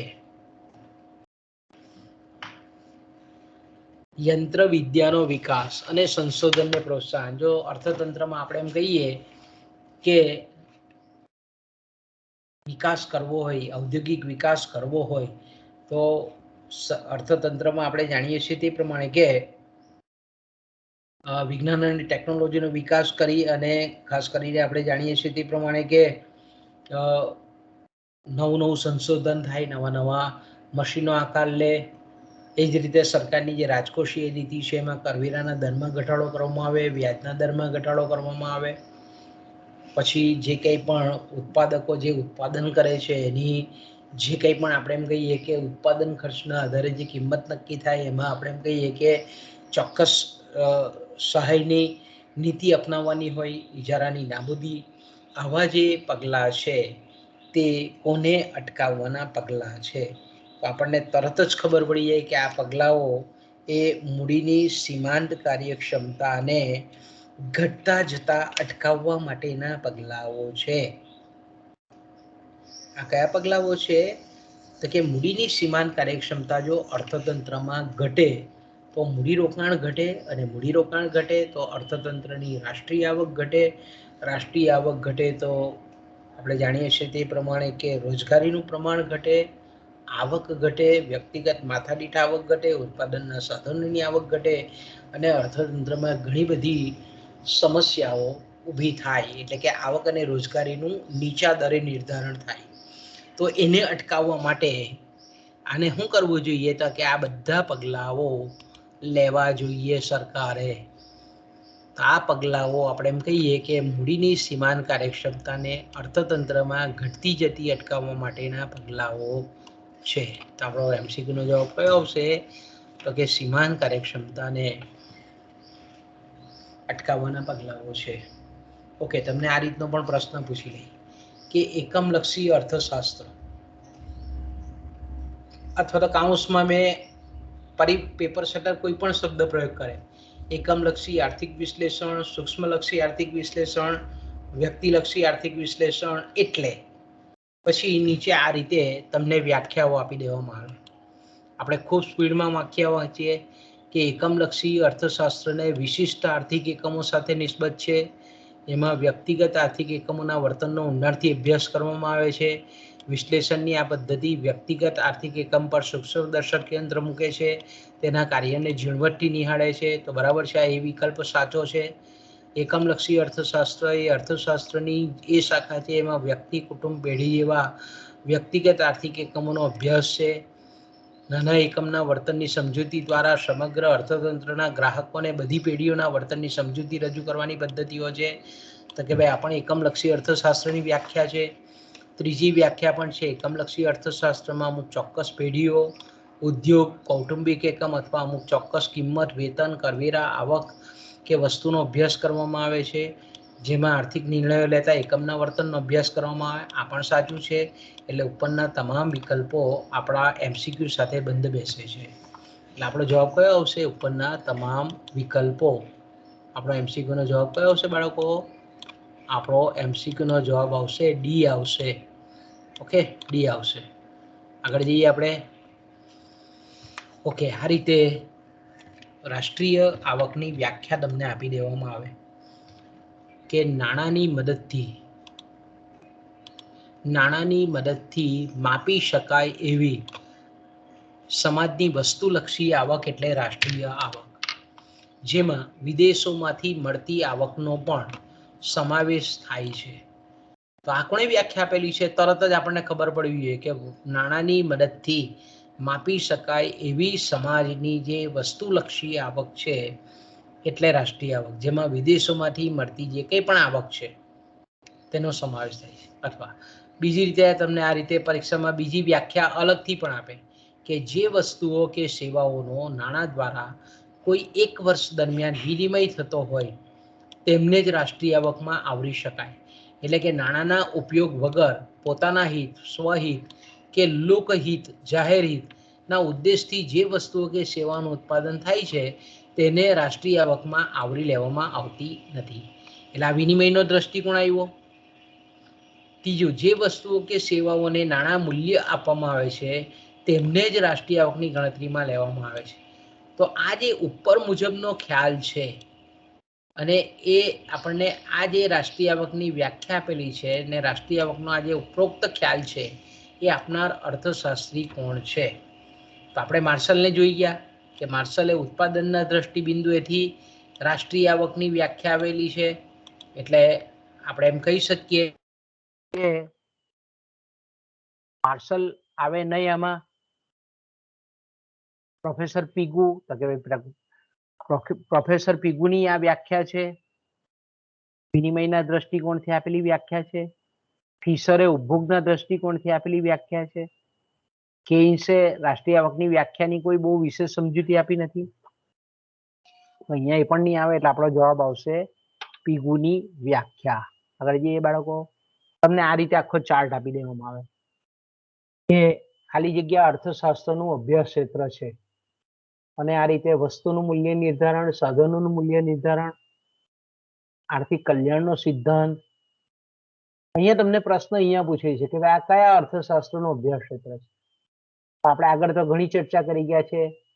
વસ્તુનું મૂલ્ય નિર્ધારણ, સાધનોનું મૂલ્ય નિર્ધારણ, આર્થિક કલ્યાણનો સિદ્ધાંત. એટલે આના ઓપ્શન આપણને 4 આપી દે. એકમલક્ષી અર્થશાસ્ત્ર, સમગ્રલક્ષી અર્થશાસ્ત્ર, વ્યક્તિલક્ષી અર્થશાસ્ત્ર, બૃહદલક્ષી અર્થશાસ્ત્ર, સમષ્ટિલક્ષી અર્થશાસ્ત્ર. તો આ જે છે તેનો જવાબ આવશે એકમલક્ષી અર્થશાસ્ત્રનું અભ્યાસ ક્ષેત્ર દર્શાવે છે. ઓકે, આ રીતનો તમને ચાર્ટ પણ આપી દે અને કાર્યક્ષેત્ર પૂછી દે અથવા તો એને મુદ્દાઓના સ્વરૂપમાં પણ આપી દે ને પછી પૂછે કે હવે આ ઉપરોક્ત જે આપણે કાર્યક્ષેત્ર છે તે કયા અર્થશાસ્ત્રનું છે? 4 ઓપ્શન આપણે આગળ ચર્ચા કરી ગયા છે. એક સાચો હોય, બાકીના 3 ખોટા હોય. એટલે એક સાચાની આપણે પસંદગી કરીએ. કે આગળ જઈએ. કોઈ એક વર્ષ દરમિયાન જેટલા પ્રમાણમાં વસ્તુઓ અને સેવાઓનો વપરાશ કરવામાં આવે, ઉપભોગ કરવામાં આવે તેટલા પ્રમાણમાં તે વર્ષની આવક કહી શકાય. ટૂંકમાં કોઈ વર્ષ દરમિયાન ઉત્પાદનના જે ભાગનો પ્રત્યક્ષ સ્વયં સીધો વપરાશ કરવામાં આવે છે તેને તે વર્ષની રાષ્ટ્રીય આવક કહી શકાય. અહીંયા વપરાશનો અર્થ વ્યક્તિઓની પોતાની જરૂરિયાત, સુખાકારી, કલ્યાણ અંગે કરેલો ખર્ચ થાય છે અને પ્રત્યેક આર્થિક પ્રવૃત્તિનું અંતિમ ધ્યેય એ વપરાશ છે. વપરાશની કક્ષા આર્થિક સુખાકારી નક્કી કરે છે. આપણે રાષ્ટ્રીય આવકનું અધ્યયન સામાન્ય રીતે કોઈ દેશની આર્થિક સુખાકારી જાણવાના હેતુથી જ કરતા હોઈએ છીએ. ઉત્પાદનનો હેતુ અંતે વપરાશ કરવાનું હોય છે. આથી ઉત્પાદનની દ્રષ્ટિએ રાષ્ટ્રીય આવક જોઈએ કે વપરાશની દ્રષ્ટિએ જોઈએ, તેમાં બેઝિકલી તાત્વિક કોઈ ફેરફાર નથી. તો આ પ્રમાણેની રાષ્ટ્રીય આવકની વ્યાખ્યા અને ખ્યાલ આપનાર અર્થશાસ્ત્રીનું નામ જણાવો. તો આ અર્થશાસ્ત્રી આપણને ખબર છે કે વપરાશના દ્રષ્ટિબિંદુએથી, ઉપભોગના દ્રષ્ટિબિંદુએથી આપેલી વ્યાખ્યા એ આપણને ફિશરે આપેલી છે. ઇર્વિંગ ફિશરે આ વ્યાખ્યા આપણને આપેલી છે. ઓકે, આ ત્રણ વ્યાખ્યા મેં કીધું તેમ કે બરાબર આપણે યાદ રાખી લેવાની. તો આ ફિશરની વ્યાખ્યા છે, ફિશરે આપેલી રાષ્ટ્રીય આવકની વ્યાખ્યા છે. આગળ જઈએ બાળકો, આ રીતે પણ પ્રશ્ન પૂછે તમને કે આગળ ચર્ચા કરી ગયા છે કે આ રીતે સૂત્ર આપી દે, NNP MP equal to GNP MP ઓછા ઘસારા ખર્ચ. મેં આગળ પણ ચર્ચા કરી ગયા, ત્યાં જે આપણે જે કંઈ પણ આલ્ફાબેટ આપેલા છે એનો મતલબ તમને ક્લિયર કટ હોવો જોઈએ. N for net, national product, MP એટલે માર્કેટ પ્રાઇસ, બજાર કિંમત એ કુલ રાષ્ટ્રીય આવક. અહીંયા બજાર ભાવ હોય, બજાર કિંમત, બરાબર. અહીંયા આપણે બજાર ભાવ તો કે કયા બે ઓપ્શનમાં છે, તો કે બજાર ભાવ એ આ બે ઓપ્શનમાં છે. પણ અહીંયા શું છે, આગળનો પહેલો નેટ, નેટ એટલે ચોખ્ખી, કાચી નથી, ચોખ્ખી છે. તો આપણો જવાબ કયો આવશે? ચોખ્ખી રાષ્ટ્રીય પેદાશ. ચોખ્ખી રાષ્ટ્રીય પેદાશ આપણે મેળવવી હોય તો કુલ રાષ્ટ્રીય પેદાશ જે બજાર ભાવોએ જે આંકડો પ્રાપ્ત કર્યો હોય એમાંથી ઉત્પાદનના સાધનોનો જે ઘસારા ખર્ચ છે તેના મૂલ્યને આપણને બાદ કરીએ આપણે તો આપણને મળે છે ચોખ્ખી રાષ્ટ્રીય પેદાશ બજાર ભાવોએ. અને આપણે શું કહીએ છીએ? આ સૂત્રને ચોખ્ખી રાષ્ટ્રીય પેદાશ બજાર ભાવોએ કહીએ છીએ. આગળ જઈએ બાળકો, કઈ રાષ્ટ્રીય હિસાબી પદ્ધતિ આર્થિક વૃદ્ધિની પ્રક્રિયા દરમિયાન કરવામાં આવતી આર્થિક પ્રવૃત્તિને પરિણામે પ્રાકૃતિક સંપત્તિનો હર્ષ અને પર્યાવરણીય હાનિને પ્રતિબિંબિત કરતી નથી? તો કે ભાઈ આપણે એમ કહીએ કે પર્યાવરણીય આર્થિક સંકલિત આગણન પદ્ધતિ, તો કે આ પર્યાવરણના આપણે એમ કહીએ કે જે સાધનો છે, પ્રાકૃતિક સાધનો છે, એના હર્ષને કે એના ઘસારાને આવરી લે છે. એટલે આપણો MCQ નો જવાબ એ નહીં આવશે. સેટેલાઇટ એકાઉન્ટિંગ કે જેને પણ આપણે એમાં સેટેલાઇટ એકાઉન્ટિંગ મેથડ પ્રમાણે પણ આપણે પર્યાવરણીય મૂલ્યો જે છે જેટલા ઘસાયા છે એને આપણે આવરી લઈએ છીએ. એટલે આપણો જવાબ આપણને નહીં આવશે. હરિત હિસાબી પદ્ધતિ, જેને આપણે ગ્રીન એકાઉન્ટિંગ સિસ્ટમ કહીએ છીએ, કે જેમાં પ્રાકૃતિક મૂલ્યના હર્ષના મૂલ્યને આપણે બાદ કરવું પડે છે. એટલે આપણો MCQ ની સાથે બંધબેસતો આ પણ જવાબ નથી. તો આપણે એમ કહીએ કે પ્રણાલિકાગત જે રાષ્ટ્રીય હિસાબી પદ્ધતિ છે આપણે ગણીએ છીએ તે પ્રમાણે કે ઉત્પાદન પદ્ધતિ, વપરાશની પદ્ધતિ, આવકની પદ્ધતિ દ્વારા જે પ્રણાલિકાગત રીતે જે આપણે રાષ્ટ્રીય આવકની ગણતરી કરીએ છીએ એમાં પર્યાવરણીય હાનિ અને પ્રાકૃતિક સંપત્તિના હર્ષને આપણે પ્રતિબિંબિત કરતા નથી. એટલે આપણો MCQ નો જવાબ કયો આવશે બાળકો? તો કે આપણે MCQ નો જવાબ આવશે નંબર 4. ઓકે, સ્પીડમાં જઈએ આપણે. હરિત હિસાબી પદ્ધતિ આ પરિભાષાનો સૌપ્રથમ ઉપયોગ કરનાર અર્થશાસ્ત્રી કોણ છે? તો આપણે એમ કહી શકીએ કે પ્રોફેસર માર્શલ, તો કે ના નથી. પ્રોફેસર પીગુ નથી. ડેવિડ પિયર્સ એ પહેલી વખત આપણે એમ કહીએ કે હરિત હિસાબી પદ્ધતિનો ઉપયોગ કરેલો છે. એટલે આપણો આન્સર આવશે ડેવિડ પિયર્સન. તો બાળકો અહીંયાથી આપણે અટકીએ છીએ. આપણે અહીંયા મીટિંગ પૂર્ણ કરીએ છીએ. આપણે અહીંયા આપણી મીટિંગને વિરામ આપીએ છીએ.